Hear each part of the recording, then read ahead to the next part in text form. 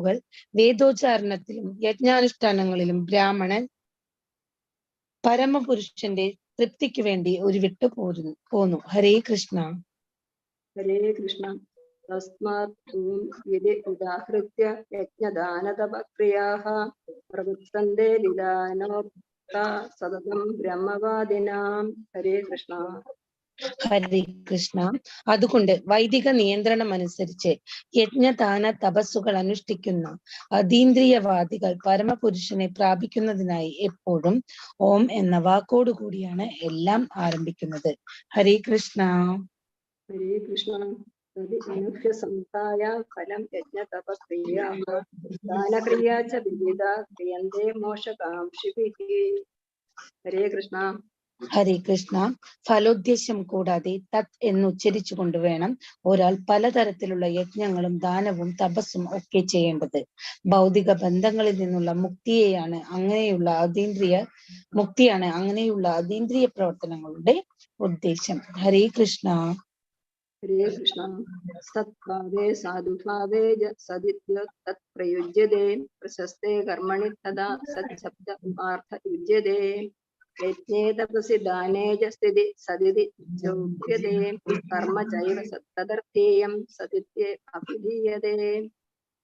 ഹരേ കൃഷ്ണ. ഹരേ കൃഷ്ണ. നിരപേക്ഷ തത്വമാണ് ഭക്തിപൂർവം ചെയ്യപ്പെടുന്ന യജ്ഞത്തിന്റെ ലക്ഷ്യം. സത് എന്ന വാക്ക് അതിനെ സൂചിപ്പിക്കുന്നു. ആ വിധത്തിലുള്ള യജ്ഞം അനുഷ്ഠിക്കുന്നവനെയും സത് എന്ന് പറയുന്നു. കുന്തിപുത്ര, നിരപേക്ഷ സ്വഭാവം അനുസരിച്ചുള്ള മറ്റ് പ്രവർത്തികളെ പോലെ യജ്ഞദാന തപകർമ്മങ്ങൾ ഭഗവത് പ്രസാദനത്തിന് വേണ്ടി ചെയ്യപ്പെടുന്നവയാണല്ലോ. ഹരേ കൃഷ്ണ. ഹരേ കൃഷ്ണ. ശ്രദ്ധയാ കുതം ദത്തം തപസ്തപ്തം കൃതം ച യത് അത്യുച്യുതേ പ്രാർത്ഥന ച തത് പ്രയത്നോ ഇഹ. ഹരേ കൃഷ്ണ. ഹരേ കൃഷ്ണ. പരമപുരുഷനിൽ പൂർണ്ണ വിശ്വാസത്തോടെ കൂടാതെ ചെയ്യപ്പെടുന്ന യജ്ഞവും ദാനവും തപസ്സും അസത് എന്ന് പറയപ്പെടുന്നു. ക്ഷണികങ്ങളായ അത്തര കർമ്മങ്ങൾ ഇഹലോകത്തിലും പരലോകത്തിലും നിഷ്പ്രയോജനങ്ങളാണ്. ഹരേ കൃഷ്ണ. ഹരേ കൃഷ്ണ. ഹരേ കൃഷ്ണ. കൃഷ്ണ കൃഷ്ണ ഹരേ ഹരേ ഹരേ രാമ രാമ രാമ ഹരേ ഹരേ. 17-ാം അധ്യായം ഇവിടെ സമാപിക്കുന്നു. ഹരേ കൃഷ്ണ. മാതാജി, എനിക്കത് കൺക്ലൂഷൻ എന്താണ് മാതാജി അതിന്റെ കൺക്ലൂഷൻ ലാസ്റ്റിലെ ഓരോ അധ്യായത്തിന്റെ അത് അറിയില്ല എനിക്ക്. ലാസ്റ്റില് അത് ഞാൻ വായിക്കാം. ഒരു മിനിറ്റ് വായിച്ച ഇതുവരെ കാണാറില്ല. സാരില്ല മാതാജി. ഇതി ശ്രീമദ് ഭഗവത് ഗീതാസു ഉപനിഷത്സു ബ്രഹ്മവിദ്യായാം യോഗശാസ്ത്രേ ശ്രീകൃഷ്ണാർജുന സംവാദേ ശ്രദ്ധത്രയ വിഭാഗയോഗോ നാമ സപ്തദശോധ്യായഃ. ഹരേ കൃഷ്ണ. ഹരേ കൃഷ്ണ. കൃഷ്ണ കൃഷ്ണ ഹരേ ഹരേ. ശ്രദ്ധാവിഭാഗം എന്ന ശ്രീമദ് ഭഗവത്ഗീതയുടെ 17-ാം അധ്യായത്തിന്റെ ഭക്തി വേദാന്ത വിശദീകരണം ഇപ്രകാരം സമാപിക്കുന്നു. ഹരേ കൃഷ്ണ.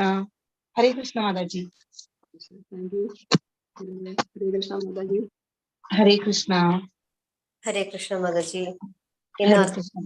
കീർത്തനം ചൊല്ലുന്ന ആരാണ്? ഹരേ കൃഷ്ണ. രേണുമാതാജി ചൊല്ലു. രേണുമാതാജി ഇന്ന് മാതാജി കുറെ ദിവസമായിട്ടാ ചൊല്ലിട്ട്. അതെ, ഇന്ന് വായിക്കണം എന്നൊക്കെ പറഞ്ഞു. ഇന്ന് ചൊല്ലു. ഇല്ല, കുഴപ്പമില്ല മാതാജി. സീത മാതാജി ചൊല്ലു മാതാജി. ഹരേ കൃഷ്ണ. മാതാജി ഒരു മിനിറ്റ് കേട്ടോ മാതാജി. ഓക്കെ, അതിന്റെ ഇടയ്ക്ക് ചൊല്ലിക്കൂടെ രേണുമാതാജി? ചൊല്ലു. കുഴപ്പമില്ല മാതാജി, പിന്നെ ആവട്ടെ. ഓക്കെ അല്ല, അതുകൊണ്ടാണ്.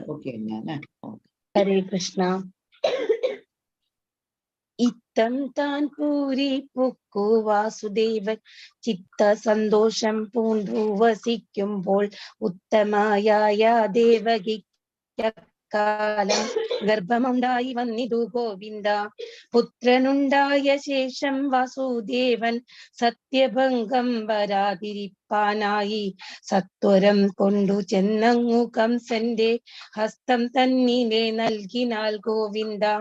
അത്യുദാരമതി വസുദേവന്റെ ശുദ്ധഭാവങ്ങൾ കണ്ടിട്ട് വിട്ടു കംസനും പ്രത്യയം പൂണ്ടവനെ വധിക്കാതെ പ്രത്യർപ്പിച്ചു മുദാഹരി ഗോവിന്ദ.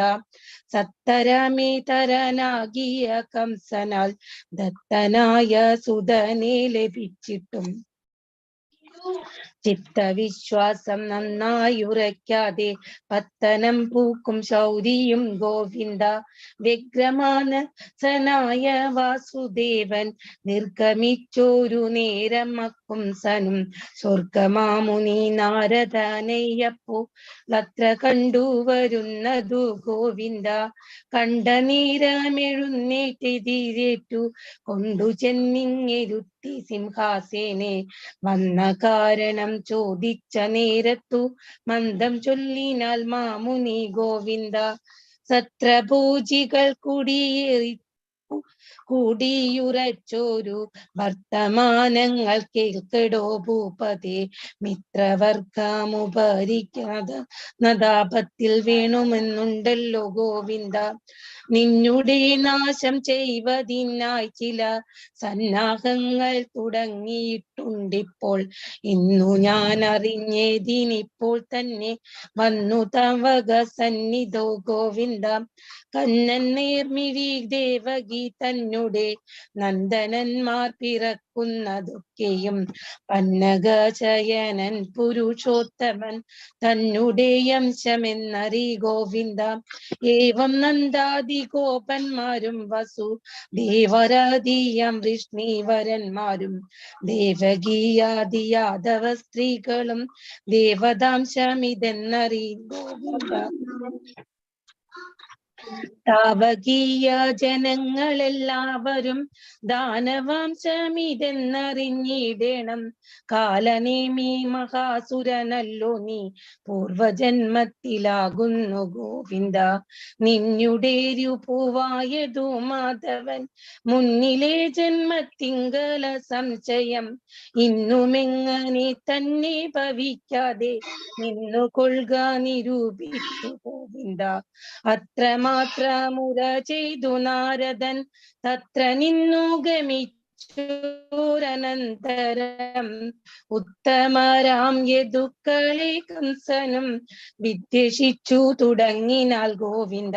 കില്ലുകൂടാതെ ദേവകി തന്നെയും മെല്ലവേ വസുദേവരെയും അവൻ നല്ല ശൃംഖല കൊണ്ടങ്ങു ബന്ധിച്ചു കല്ലറ തന്നിലാക്കിനാൽ ഗോവിന്ദ.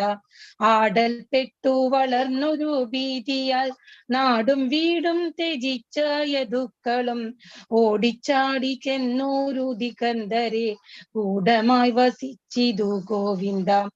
ഏറെ വേഗേന ദേവകി തന്നെ പൂർവസൂനുവിനെ ചെന്നു തടുത്തിട്ടു പാറ തന്നിലടിച്ചങ്ങു മസ്തകം കീറുമാറു കനിച്ചവൻ ഗോവിന്ദ. അഞ്ചിത വേഗമാറു സുതന്മാരെ പഞ്ചതയോടു ചേർത്തു ക്രമത്താലെ കഞ്ചലോചന ശങ്ക കൊണ്ട നെഞ്ചിൽ വേദന പൂണ്ടവൻ ഗോവിന്ദ. സർപ്പനായകൻ തന്നെ അംശമാം സപ്തമഗർഭമുണ്ടായതാകർഷി ചൽപേശനാരോഹിണി തൻ ഗർഭേ കൽപ്പിച്ചയാൾ മായ ദേവിയും ഗോവിന്ദ. ദുഷ്ടനാകിയ കംസനെ കൊന്നിട്ടു വിഷ്പടാമ്പുമുക്ക രക്ഷിപ്പതിനായി ശിഷ്ടയാകിയ ദേവകിക്കാലം കഷ്ടഗർഭമുണ്ടായി ഗോവിന്ദ. മാധവൻ അവൾ തന്നുടെയുള്ളിലും ആദികംസ മഹീപന്റെ ഉള്ളിലും സാധുലോകങ്ങൾ തന്നുള്ളിൽ മോദവും ബാധ കൂടാതെ വർദ്ധിച്ചു ഗോവിന്ദ. കൊണ്ടൽ വേണിയാം ദേവകിക്കാലം ഉണ്ടായി ഗർഭമെന്നതു കേട്ടുടൻ ഇണ്ടൽ കൈക്കൊണ്ടു കംസനും മാനസേ കുണ്ഠിതം പൂണ്ടുമേവിനാൾ ഗോവിന്ദ. ഇത്തമോരോ ദിവസം കഴിഞ്ഞിട്ടു 10 മാസം തികഞ്ഞാരനന്തരം ഉത്തമയായ രോഹിണി നാൾ പുരുഷോത്തമനും ജനിച്ചിതു ഗോവിന്ദ. ചക്രപാണി ജനിച്ചപ്പോൾ മേദിനി ചക്രം തന്നിൽ വസിക്കും ജനങ്ങൾക്ക് ഉൾക്കാമ്പിലൊരു മോദവും സൗഖ്യവും അക്കാലമേറി വന്നിതു ഗോവിന്ദ. പക്ഷികൾ തന്നെ മൃദുനാഥവും വൃക്ഷതാരക പംക്തികൾ ശോഭയും ദിച്ചു സർവാസു നല്ല തെളിമയും തൽക്ഷണമുളവായിതു ഗോവിന്ദ. സത്തമന്മാരായുള്ള ജനങ്ങളെ ചിത്തതാരിലുദിച്ചു പ്രസന്നത. കത്തി തന്നെ ജ്വലനനും നന്നായി തത്ര വിളങ്ങിനാൽ ഗോവിന്ദ. മന്ദമാരുത സഞ്ചാരമക്കാലം സ്പന്ദമാനമായി വന്നു ദിഗന്ധരെ. നന്ദമാനയം ദേവഗീതമൂട ആനന്ദാശ്വാസമായിതു ഗോവിന്ദ. മന്ദമെന്നിയെ പാടിയും ആടിയും സുന്ദരീജനമൊക്കെയും അമ്പരെ ദുന്ദുബി കൊട്ടാഘോഷിച്ചു മാനകെ ദുന്ദുബി സുത ജന്മനി ഗോവിന്ദ. ഗോവിന്ദ ഹരി ഗോവിന്ദ മാധവ ഗോപിക ഹൃദയാനന്ദ കേശവ. ഗോവിന്ദ കരുണാകര പാഹി മാം ഗോഗണ പരിപാലന പാഹി മാം. ഹരേ കൃഷ്ണ കൃഷ്ണ കൃഷ്ണ ഹരേ ഹരേ, ഹരേ രാമ രാമ രാമ ഹരേ ഹരേ. ഹരേ കൃഷ്ണ മാതാജി. ഹരേ കൃഷ്ണ മാതാജി. താങ്ക് യു മാതാജി. ഹരേ കൃഷ്ണ. ഇനി ആരാണ് കീർത്തനം ചൊല്ലുന്നത്? ഹരേ കൃഷ്ണ. ഹരേ കൃഷ്ണ മാതാജി. ചൊല്ലിക്കോട്ടെ. ചൊല്ലിക്കോളൂ മാതാജി. ഹരേ കൃഷ്ണ. നെറ്റിന്റെ ചെറിയൊരു പ്രോബ്ലം ഉണ്ട്, അതുകൊണ്ട്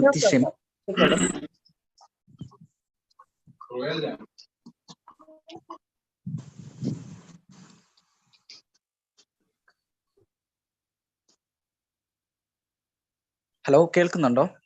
കേൾക്കുന്നുണ്ട് പ്രഭുജി. ഹരേ കൃഷ്ണ. മധുരാഷ്ടകമാണ് ഞാൻ ചൊല്ലുന്നത്. ഓക്കെ.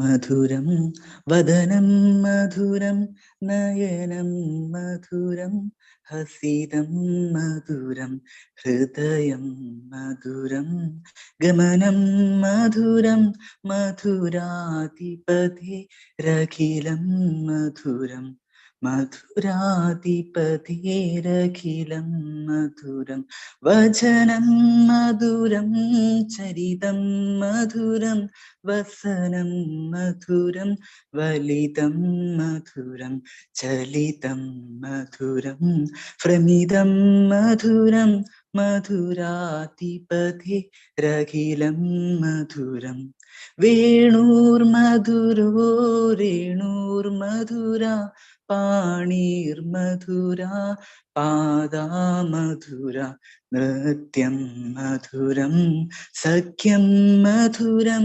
മധുരാധിപതിരഖിലം മധുരം ഗീതം മധുരം പീതം മധുരം സൂക്തം മധുരം സൂക്തം മധുരം രൂപം മധുരം തിലകം മധുരം മധുരാധിപതിരഖിലം മധുരം കരണം മധുരം തരണം മധുരം ഹരണം മധുരം സ്മരണം മധുരം വമിതം മധുരം ശമിതം മധുരം മധുരാധിപതിരഖിലം മധുരം ഗുഞ്ചാ മധുരാ മാലാ മധുര യമുനാ മധുര വീചി മധുര സലിലം മധുരം കമലം മധുരം മധുരാധിപതിരഖിലം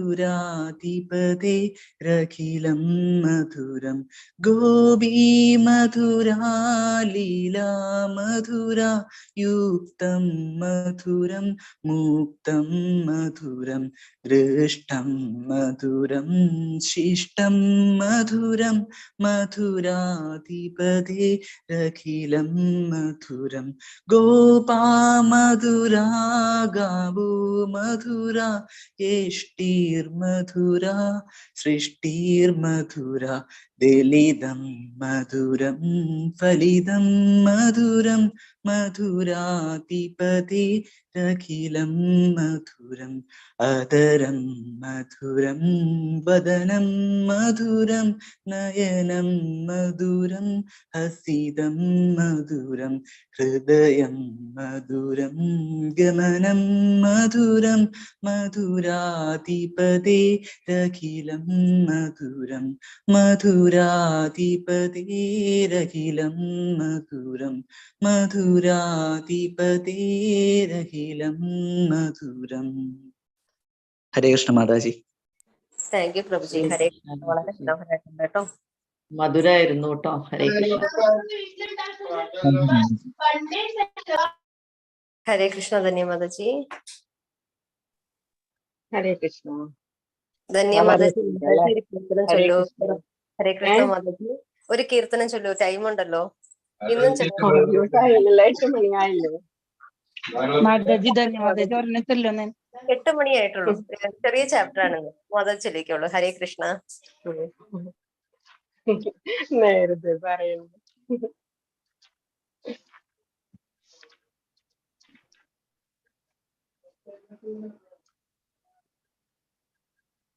രാധാരമണ രാധാരമണ राधा-रमण कहो, जिस देश में जिस वेश में जिस धाम में रहो, राधा-रमण राधा-रमण राधा-रमण कहो, राधा-रमण राधा-रमण राधा-रमण कहो, जिस रंग में जिस ढंग में जिस संग में रहो, राधा-रमण राधा-रमण राधा-रमण कहो, राधा-रमण राधा-रमण राधा-रमण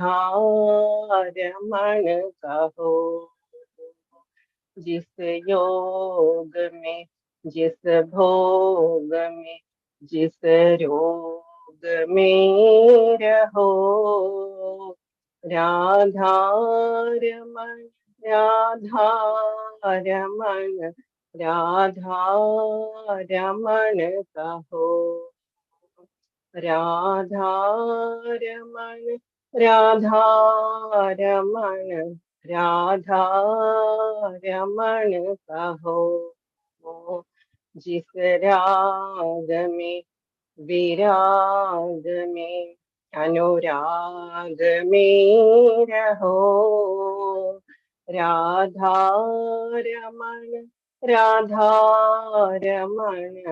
राधा-रमण कहो, राधा-रमण राधा-रमण राधा-रमण कहो, जिस मान में अपमान में सम्मान में रहो, राधा-रमण राधा-रमण राधा-रमण कहो, राधा-रमण राधा-रमण राधा-रमण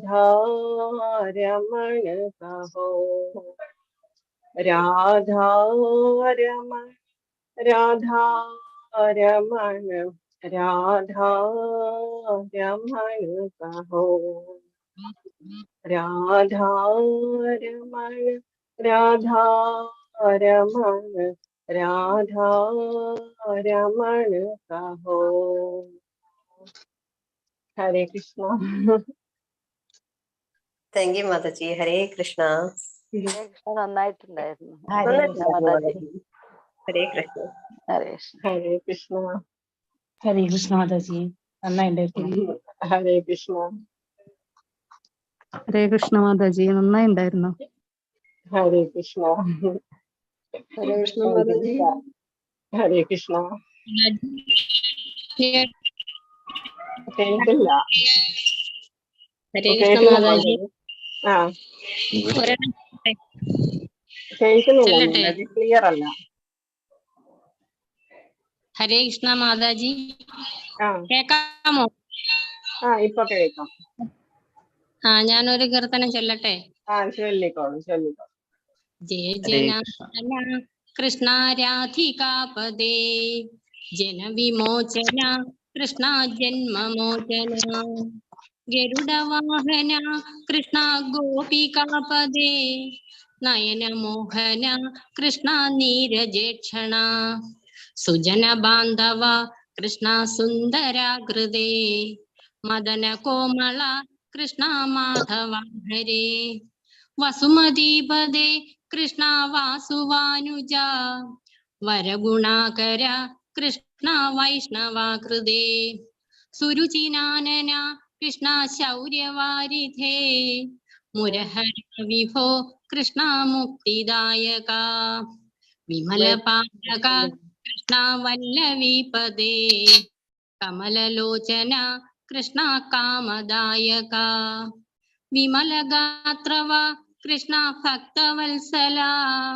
ചരണപല്ലവം കൃഷ്ണ കരുണകോമളം, കുവലയേക്ഷണ കൃഷ്ണ കോമളാകൃതേ, തവ പദാംബുജം കൃഷ്ണ ശരണമേകണേ, ഭുവനനായക കൃഷ്ണ പാവനാകൃതേ, ഗുണഗണോജ്വല കൃഷ്ണ നളിനലോചന, പ്രണയവാരിധേ കൃഷ്ണ ഗുണഗണാകര, രാമസോദര കൃഷ്ണ ദീനവത്സല, കാമസുന്ദര കൃഷ്ണ പാഹി സർവദാ, നരകനാശന കൃഷ്ണ നരസഖാജയ, ദേവകീസുത കൃഷ്ണ കാരുണ്യാംബുദേ, കംസനാശന കൃഷ്ണ ദ്വാരകാവാസിൻ, പാസുരാത്മകം കൃഷ്ണ ദേഹി മംഗളം, തൃപ്പദാംബുജം കൃഷ്ണ കാമകോമളം, ഭക്തവത്സല കൃഷ്ണ കാമദായക, പിള്ളതൻ കവി കൃഷ്ണ തള്ളയെന്ന പോൽ, ദാസദാസനാം കൃഷ്ണ അടിയനെ സദാ, കാത്തുകൊള്ളണേ കൃഷ്ണ സർവദാ വിഭോ. മാതാജി. ഹരേ കൃഷ്ണ മാതാജി. ഹരേ കൃഷ്ണ.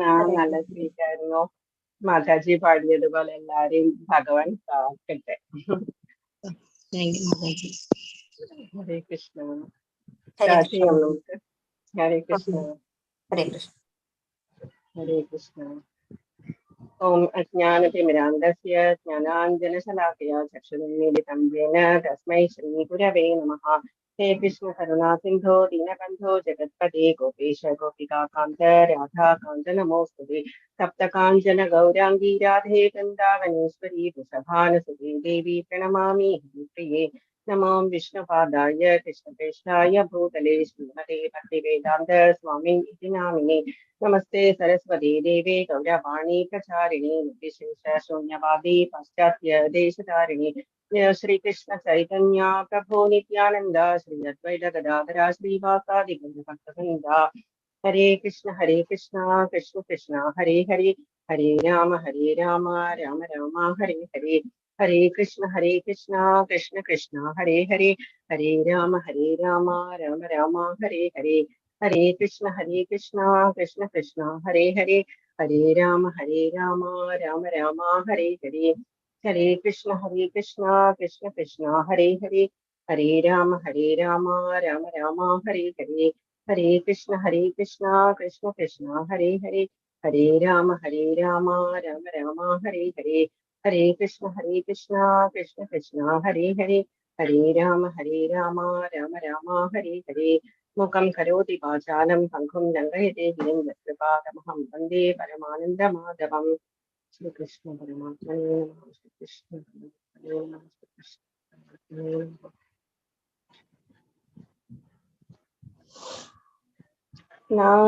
നമോ विष्णुपदाय कृष्णकृष्णाय भूतले श्रीमते भक्तिवेदान्त स्वामी इति नामिने। नमस्ते सरस्वती देवी गौरवाणी प्रचारिणे निर्विशेष शून्यवादी पाश्चात्य देशतारिणे। जय श्री कृष्ण चैतन्य प्रभु नित्यानंद श्री अद्वैत गदाधरा श्रीवासादि गौरभक्तवृंदा। हरे कृष्णा कृष्ण कृष्णा हरे हरे हरे राम राम राम हरे हरे। हरे कृष्णा कृष्ण कृष्णा हरे हरे हरे राम राम राम हरे हरे। हरे कृष्णा कृष्ण कृष्णा हरे हरे हरे राम राम राम हरे हरे। हरे कृष्णा कृष्ण कृष्णा हरे हरे हरे राम राम राम हरे हरे। हरे कृष्णा कृष्ण कृष्णा हरे हरे हरे राम राम राम हरे हरे। हरे कृष्णा everybody. हरे कृष्णा ഹരേ കൃഷ്ണ മാതാജി.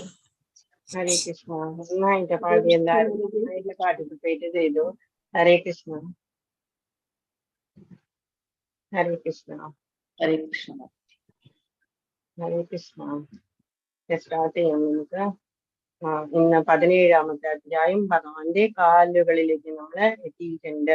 നമുക്ക് ആദ്യം ശ്രീല പ്രഭുപാദരുടെയും നമ്മളുടെ ദീക്ഷാഗുരു ശിക്ഷാഗുരു അമനിഷ്ഠാദാസ് പ്രഭുവിന്റെയും ഭഗവാന്റെയും കൃപാദങ്ങളിൽ നമസ്കരിച്ച് നമുക്ക് സ്റ്റാർട്ട് ചെയ്യാം. ഇന്ന് ശ്രദ്ധാത്രയ വിഭാഗ യോഗം. ശ്രദ്ധ എന്ന് പറയുന്നത് നമ്മളുടെ ഭക്തി എന്ന് പറയുന്നത് അതിന്റെ ത്രയം, സാത്വികവും രാജസവും താമസവും എങ്ങനെയാണ് എന്നുള്ളതാണ് നമ്മൾ ഇന്ന് പഠിക്കുക. ഇന്നലെ നമ്മൾ കണ്ടു ദ്വാവിമൗ പുരുഷലോകി, 2 തരം പുരുഷന്മാരുണ്ട്, തെറ്റ് പറ്റുന്നവരും തെറ്റ് പറ്റാത്തവരും. ഇന്ന് കഴിഞ്ഞ ദിവസം 15th ലെസണിൽ ഭഗവാൻ പറഞ്ഞു, ഇന്നലെ പറഞ്ഞു 2 തരം സൃഷ്ടിയുണ്ട്. എല്ലാ സൃഷ്ടികൾക്കും 2 തരം ക്യാരക്ടേഴ്സ് ഉണ്ട്. എന്തൊക്കെയാണ്?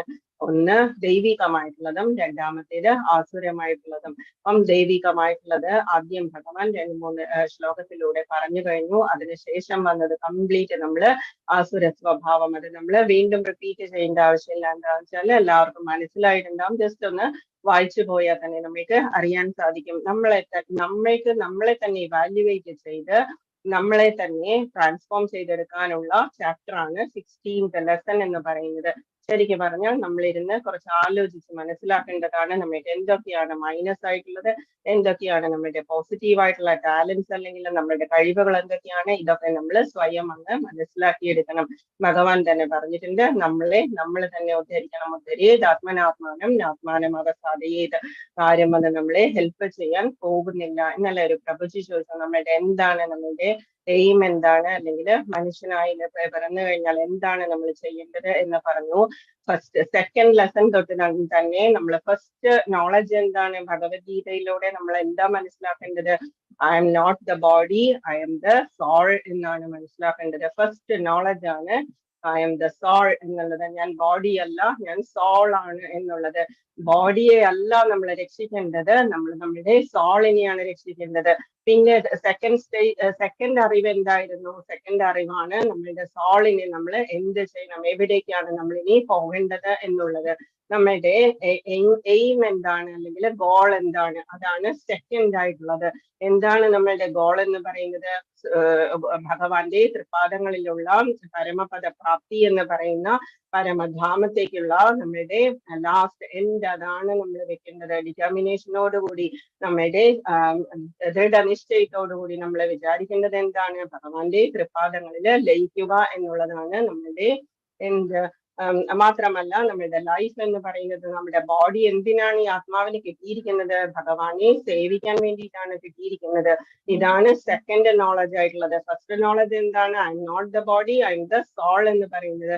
പിന്നെ ഈ സോളിന് എവിടേക്കാണ് പോകേണ്ടത്? ഡെസ്റ്റിനേഷൻ എവിടെയാ? എയിം എന്താണ്? ഭഗവാന്റെ തൃപ്പാദങ്ങളാണ്. ഇതാണ് നമ്മളുടെ എയിം എന്ന് പറയുന്നത്. നമുക്ക് മനസ്സിലായിട്ടുണ്ട് ഗോലോക ചാർട്ട് നോക്കിയിട്ട് എവിടെയാണ് നമ്മളുടെ എൻഡ് ആയിരിക്കേണ്ടത് എന്നുള്ളത്. ഭഗവാൻ നമ്മൾ ധാരാളം കാര്യങ്ങൾ പറഞ്ഞ് കൊതിപ്പിക്കുകയും ചെയ്തു. അതിനുശേഷം പിന്നെ എന്താ, നമ്മൾ തേർഡ് സ്റ്റേജ് എന്താണ്? എല്ലാ നേരവും ഭഗവാനെ അനുസ്മരിക്കുക. ജീവൻ ഉള്ളിടത്തോളം കാലം നമ്മൾ എന്താ ചെയ്യേണ്ടത്? തസ്മാത് സർവേഷു കാലേഷു മാമനുസ്മര യുധ്യജ്. അതിനു വേണ്ടിയിട്ടാണ് നമ്മൾക്കുള്ള എല്ലാ കർമ്മ മണ്ഡലവും, നമ്മൾക്കുള്ള എല്ലാം. പ്രൊഫഷണൽ എന്ന് പറയുന്നത്, ഭഗവാന്റെ അടുത്ത് നമ്മൾ എന്ത് പ്രൊഫഷൻ കൊണ്ടുപോയിട്ടും നമ്മൾക്ക് യാതൊരു കാര്യവുമില്ല. ഭഗവാന്റെ ഡിവോട്ടി എന്ന് പറയുന്നത്, ഭക്തൻ എന്ന് പറയുന്നതായിരിക്കണം ലാസ്റ്റ് മൊമെന്റിലുള്ള നമ്മുടെ ഭഗവാനും നമ്മളുമായിട്ടുള്ള ആ ഒരു കോൺട്രാക്ട് എന്ന് പറയുന്നത്, ലാസ്റ്റ് എൻഡ് ചെയ്യുന്നത് ഭക്തനായിട്ടായിരിക്കണം. അന്തകാലേശമാമേവ സ്മരൻ മുക്വാ കളീവരം. അത് തന്നെയായിരിക്കണം എപ്പോഴും നമ്മുടെ മനസ്സിലുണ്ടാകേണ്ടത്. ഗജേന്ദ്രൻ എന്താ ലാസ്റ്റ് ചെയ്തത്? പൂവ് എടുത്തിട്ട് മൂക്കോളം മുങ്ങിയപ്പോഴേക്കും, ശ്വാസം കിട്ടാതായപ്പോഴേക്കും ഗജേന്ദ്രൻ എന്താ ചെയ്തത്? അറിവുള്ള എന്തും ഓർമ്മ വന്ന എല്ലാ ശ്ലോകങ്ങളും ചൊല്ലി. എന്തെല്ലാം ശ്ലോകങ്ങൾ ചൊല്ലിയപ്പോഴും ബ്രഹ്മാവ് വന്ന് നിന്നു, ശിവൻ വന്ന് നിന്നു, എല്ലാ ദേവന്മാരും വെറുതെ ചുമ്മാ നിന്ന് നോക്കിയതേ ഉള്ളൂ. പക്ഷേ ഭഗവാൻ വൈകുണ്ഠത്തിൽ നിന്ന് ഓടി വന്നിട്ട് എന്താ ചെയ്തത്? ആദ്യം തന്നെ സുദർശന ചക്രം ഉപയോഗിച്ച് മുതലയുടെ കഴുത്തറുത്തതിന് ശേഷം ഗജേന്ദ്രനെ സ്വന്തം രൂപം കൊടുത്ത് സാലോക്യവും സാമീപ്യവും എല്ലാം കൊടുത്തുകൊണ്ട് വിമാനത്തിൽ കയറ്റി കൊണ്ടുപോവുകയാണ് ചെയ്തത്. നാരായണാഖില ഗുരു ഭഗവാൻ നമസ്തേ എന്ന് പറഞ്ഞിട്ടാണ് ആന ഗജേന്ദ്രൻ തൊഴുതത്. അതുപോലെ നമ്മൾക്ക് എന്താ വേണ്ടത്? ഭാഗവതത്തിൽ പറയുന്നു അന്തേ നാരായണ സ്മൃതി എന്ന് പറയുന്നു. അന്തേ നാരായണ സ്മൃതി ഉണ്ടാവാൻ നമ്മൾ എന്ത് ചെയ്യണം? എപ്പോഴും നമ്മള് ഭഗവാന്റെ കീർത്തനങ്ങൾ ഇപ്പൊ ഇന്ന് എത്ര സ്വീറ്റ് ആയിട്ട് ആലപിച്ചതുപോലെ തന്നെ അതുപോലെ ചെയ്തുകൊണ്ടിരിക്കണം. ജപം ചെയ്തുകൊണ്ടിരിക്കണം. നമ്മുടെ ഉപാസനകളൊക്കെ ചെയ്തുകൊണ്ടിരിക്കണം. നമ്മളെപ്പോഴും ഭഗവാനിൽ തന്നെ ലയിച്ചു കൊണ്ട് നടക്കണം. എപ്പോഴും കൃഷ്ണാർപ്പണം എന്ന് പറഞ്ഞിട്ട് നമ്മൾ നമ്മളുടെ വർക്ക് ചെയ്യാതിരിക്കാമോ? അതുമില്ല. നമ്മളെപ്പോഴും നമ്മളുടെ വർക്ക് ചെയ്യുന്നതിന്റെ കൂടെ തന്നെ നമ്മൾ എന്ത് ചെയ്യണം? ലിപ്സ് നമ്മൾക്ക് വർക്ക് ചെയ്യാം. ലിപ്സ് കൊണ്ട് നമ്മൾക്ക് നാക്കുകൊണ്ട് നമ്മൾക്ക് ഭഗവാന്റെ നാമം ജപിക്കാം. എത്ര കിച്ചൺ വർക്കാണെങ്കിലും എന്ത് തന്നെ വർക്കാണെങ്കിലും കോൺസെൻട്രേറ്റ് ചെയ്യാവുന്ന വർക്കുള്ള സമയത്ത് എന്ത് ചെയ്യുക? നമ്മൾ കുറച്ച് കണക്കുകൾ ചെയ്തുകൊണ്ടിരിക്കുകയാണ്. അപ്പൊ നമുക്ക് നാമം ജപിക്കാൻ പറ്റില്ല. അപ്പൊ എന്താ ചെയ്യേണ്ട? ആദ്യം തന്നെ നമ്മൾ ഭഗവാനെ, ഞാൻ എന്റെ ഡ്യൂട്ടി ചെയ്യുകയാണ് ഭഗവാനെ എന്ന് പറഞ്ഞ് തന്നെ നമ്മൾ തുടങ്ങുക. ലാസ്റ്റ് ചെയ്ത് കഴിഞ്ഞതിന് ശേഷം കൃഷ്ണാർപ്പണം ചെയ്യുക. ഇതൊക്കെയാണ് നമ്മൾ പഠിക്കാനുള്ളത്. പിന്നെ എന്താ ഭഗവാൻ പറഞ്ഞത്? നമ്മൾക്ക് എന്താണ് ഈ ഹ്യൂമൻ ബോഡി കൊണ്ട് നമ്മൾ എന്താ നേടേണ്ടത്? നമ്മൾ ചെയ്യേണ്ടത് എന്താണെന്ന് വെച്ചാൽ ജന്മമൃത്യു ജരാവ്യാധിയിൽ നിന്നുള്ള മോചനമാണ് നമ്മൾ ആഗ്രഹിക്കേണ്ടതും. അതിനു വേണ്ടിയിട്ടാണ് നമ്മൾ ഇതെല്ലാം ചെയ്തുകൊണ്ടിരിക്കുന്നതും. ഇതിൽ പറഞ്ഞിരിക്കുന്നു, ഭാഗവതത്തിൽ പറഞ്ഞിരിക്കുന്നു, ശുകദേവൻ നിഗമ കൽപ്പതരോർഗളിതം ഫലം ശുഖമുഖാദമൃതദ്രവ സംയുതം പിബത ഭാഗവതം രസമാലയം മുഹുരഹോ രസിക ഭുവി ഭാവുക. നിഗമ കൽപ്പതരോർഗളിതം ഫലം, നിഗമമാകുന്ന നിഗമങ്ങളാകുന്ന വേദങ്ങളാകുന്ന കൽപ്പതരുവിന്റെ ഗളിതം ഫലം, കൽപ്പതരുവിന്റെ ഫലമാണ് നമ്മുടെ ഭാഗവതം എന്ന് പറയുന്നത്. ശുഖമുഖാദ് അമൃതദ്രവ സംയുതം, ശുഖമുഖത്തിൽ നിന്നും വന്നിട്ടുള്ള അമൃത തുല്യമാണ് നമ്മുടെ ഭാഗവതം എന്ന് പറയുന്നത്. പിബത ഭാഗവതം രസമാലയം, പിബത നമ്മളിങ്ങനെ കുടിക്കുക, തീർത്ഥം കുടിക്കുന്നത് പോലെ. സദാസേവ്യ ശ്രീമദ് ഭാഗവതി കഥ എപ്പോഴും കുടിച്ചുകൊണ്ടിരിക്കുക. അപ്പോഴെന്താ സംഭവിക്കുക? നമുക്ക് ഭഗവത് പദപ്രാപ്തി എന്ന് പറയുന്നത് നമ്മളുടെ ലൈഫും നമ്മുടെ ബോഡിയും ഉള്ളും എല്ലാം പ്യൂരിഫൈ ചെയ്തിട്ട് നമുക്ക് ഭഗവാന്റെ അടുത്തേക്ക് പോകാൻ നമുക്ക് വളരെ ഫാസ്റ്റ് ആയിട്ട് നമുക്ക് സാധിക്കും. അതുപോലെ തന്നെ ഭഗവത്ഗീത എന്താ പറയുന്നത്? പുനർജന്മന വിദ്യതേ ഗീത ഗംഗോദകം പീത്വ. പുനർജന്മന വിദ്യതേ, ഗീത ഗംഗോദകം കുടിച്ചു കഴിഞ്ഞാൽ പുനർജന്മം ഉണ്ടാകില്ല. 17ാമത്തെ അധ്യായമായി നമ്മൾ ഇന്ന് ഏകദേശം എല്ലാ ലെസൺസും നമ്മൾ കോൺസെൻട്രേറ്റ് ചെയ്ത് പഠിച്ചിട്ടുണ്ട്. ആരും ഒന്നും ഡൗട്ട്സ് ഒന്നും ചോദിച്ചിട്ടില്ലാത്തത് കൊണ്ട് എല്ലാം മനസ്സിലായി എന്ന് ഞാൻ വിചാരിക്കുന്നു. ഞാനും നിങ്ങളെ പോലെ തന്നെ ഗൃഹസ്ഥാശ്രമിയാണ്, പഠിച്ചു വരുന്നതേ ഉള്ളൂ, കുറച്ചൊക്കെ അറിവുള്ളൂ. എല്ലാം അറിയാമെന്നൊന്നും ഞാനും പറയുന്നില്ല. എങ്കിലും മാക്സിമം നിങ്ങൾക്ക് സിംപ്ലിഫൈ ചെയ്തിട്ട് തന്നിരിക്കുന്ന PDF ഞാൻ മാക്സിമം ചെയ്യാൻ ശ്രമിച്ചിട്ടുണ്ട് ഇതുവരെ.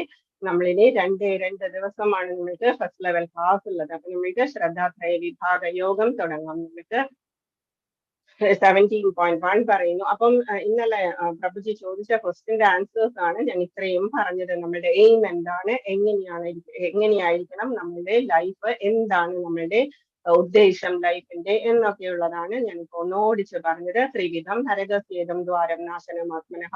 എന്തൊക്കെയായിരുന്നു നാശമായിട്ടുള്ളത്? ആത്മാവിന്റെ നാശത്തിന് കാര്യമായിട്ടുള്ള നരകത്തിന് 3 ദ്വാരങ്ങളുണ്ട്. എന്തൊക്കെയാണ്? കാമക്രോധ സദാലോഭ, കാമവും ക്രോധവും ലോഭവും. അപ്പം ഇന്നലെ 16th ലെസൺ പഠിച്ചു കഴിഞ്ഞതിലൂടെ നമ്മൾ എന്താ ചെയ്യേണ്ടത്? നമ്മളുടെ കാമവും ക്രോധവും ലോഭവും നമ്മളെ പൂർണ്ണമായിട്ടും മാറ്റിയിരിക്കണം.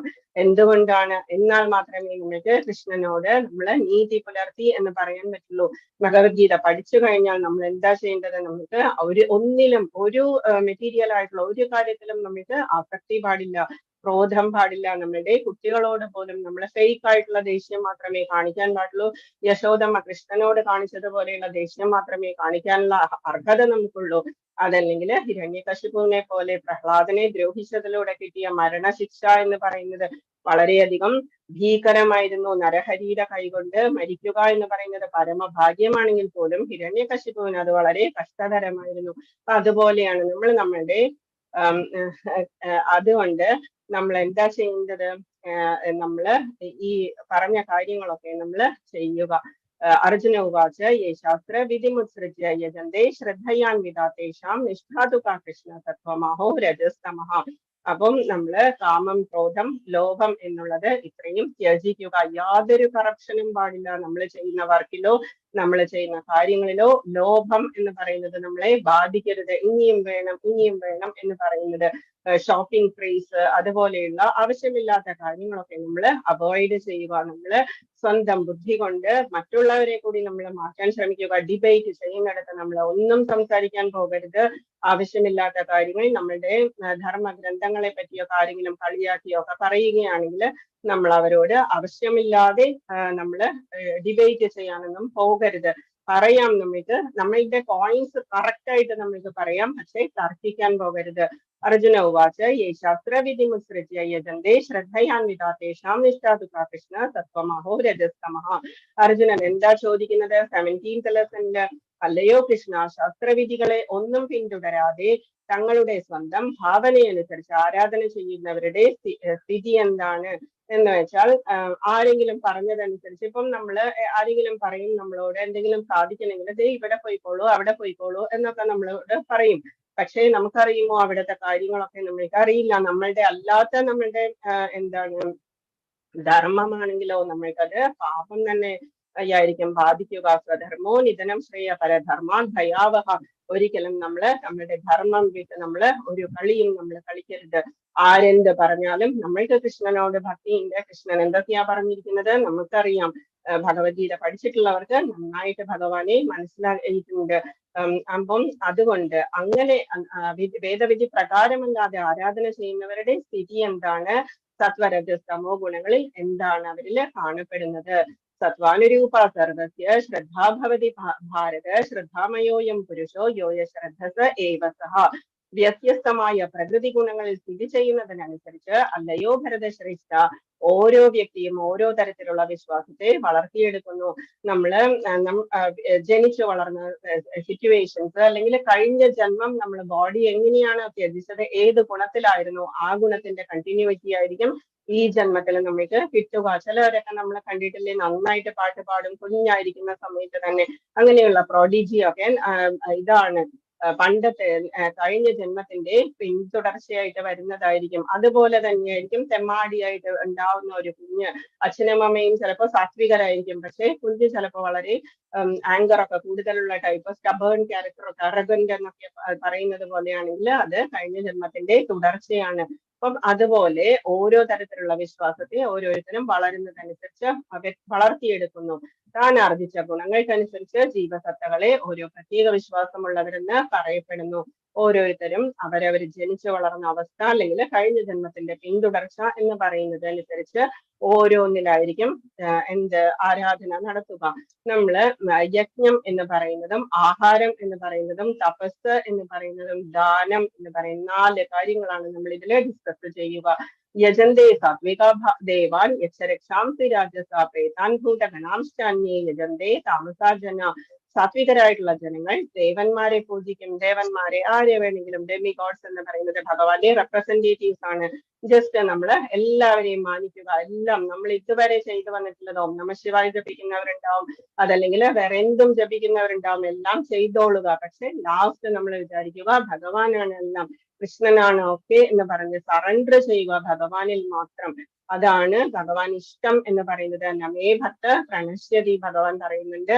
കൗന്ദേയ പ്രതിജാനീഹി നമേ ഭക്ത പ്രണശ്യതി. എല്ലാവരോടും പോയി അനൗൺസ് ചെയ്യൂ അർജുന, എന്റെ ഭക്തൻ ഒരിക്കലും നശിക്കില്ല. ചെയ്ത കാര്യങ്ങൾക്കൊന്നും യാതൊരു നഷ്ടവും നമ്മൾക്ക് സംഭവിക്കില്ല. ഹവിക്രമനാശോസ്തി പ്രത്യവായോ ന വിദ്യത്തെ സ്വൽപമപ്യസ്യ ധർമ്മസ്യ ത്രായതേ മഹതോ ഭയാത്. വലിയ വലിയ ഭയങ്ങളിൽ നിന്നും ജസ്റ്റ് ഒരു നെയ്വിളക്ക് കത്തിച്ചതായിരിക്കും, എന്ത് തന്നെ കുഞ്ഞ് ഒരു ചന്ദനത്തിരി കത്തിച്ച് വെച്ചതായിരിക്കും, പക്ഷേ ഭഗവാൻ ഇതിന് വലിയ വില കൊടുക്കുക. രാജസ സ്വഭാവികൾ അസുരന്മാരെയാണ് പ്രാർത്ഥിക്കുക. രാജസ സ്വഭാവികൾ എന്ന് പറയുന്നത് ഇതാണ്, എന്തെങ്കിലും വേണം എന്ന് പറഞ്ഞ് ഭജിക്കുന്നവരാണ് കൂടുതലും. കുബേര, ലക്ഷ്മി പൂജ അതുപോലെയുള്ള കാര്യങ്ങളായിരിക്കും. എന്തുകൊണ്ടാണ്? ധാരാളം വെൽത്ത് വേണം അവർക്ക്, ധാരാളം കാര്യങ്ങൾ ചെയ്തു തീർക്കാനുണ്ട്, മരിക്കുന്നതിന് മുമ്പ് ഇതെല്ലാം എൻജോയ് ചെയ്യണം എന്നുള്ള ഒരു ഇതോടുകൂടി അവര് കുബേര പൂജ പോലെയുള്ള കാര്യങ്ങളായിരിക്കും ചെയ്യുന്നത്.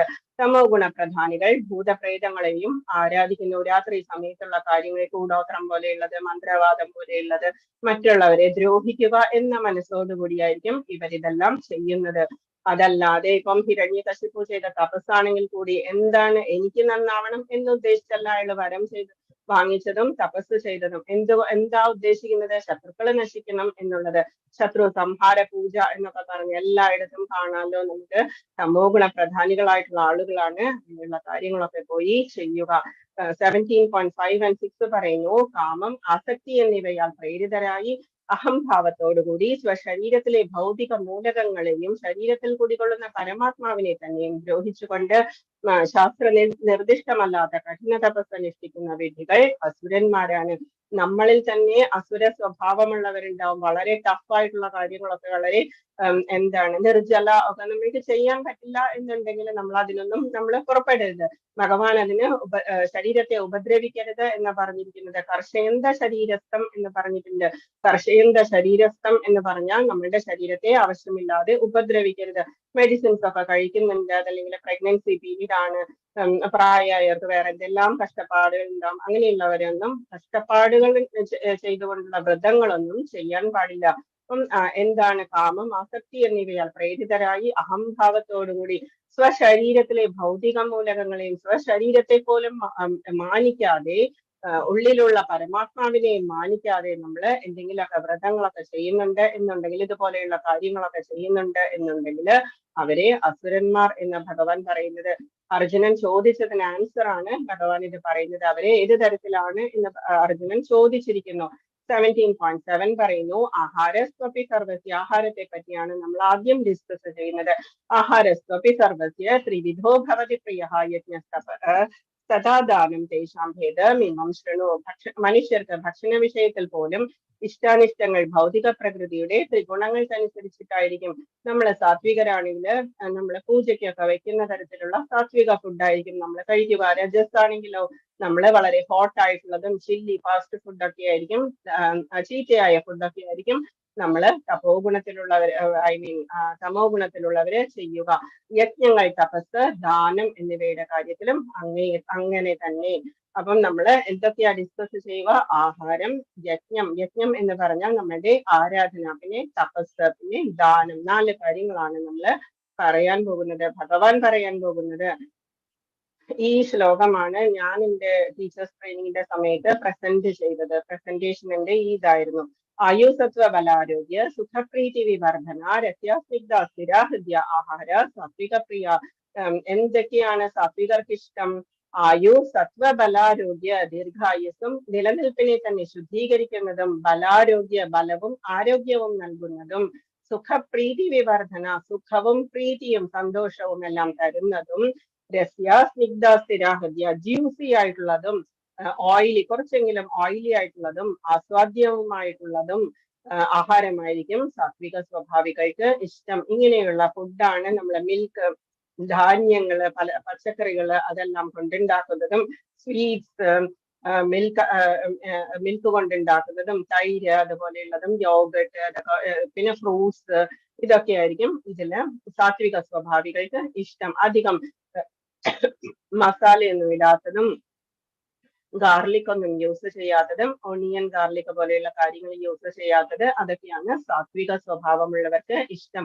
ദീർഘായുസ്സും നിലനിൽപ്പിനെ തന്നെ ശുദ്ധീകരിക്കുന്നതും ബലം നൽകുന്നതും ആരോഗ്യത്തെയും സന്തുഷ്ടിയെയും സംതൃപ്തിയെയും വളർത്തുന്നതും രസവത്വം ഫ്രൂട്ട്ഫുൾ ആയിരിക്കുന്നതും ഇത് ഫ്രൂട്ട് ജ്യൂസ് നന്നായിട്ടിരിക്കുന്നതും പ്രീതികരവും സ്നിഗ്ധവും ആസ്വാദ്യവുമായ ആഹാരമായിരിക്കും സാത്വിക സ്വഭാവികൾക്ക് ഇഷ്ടം.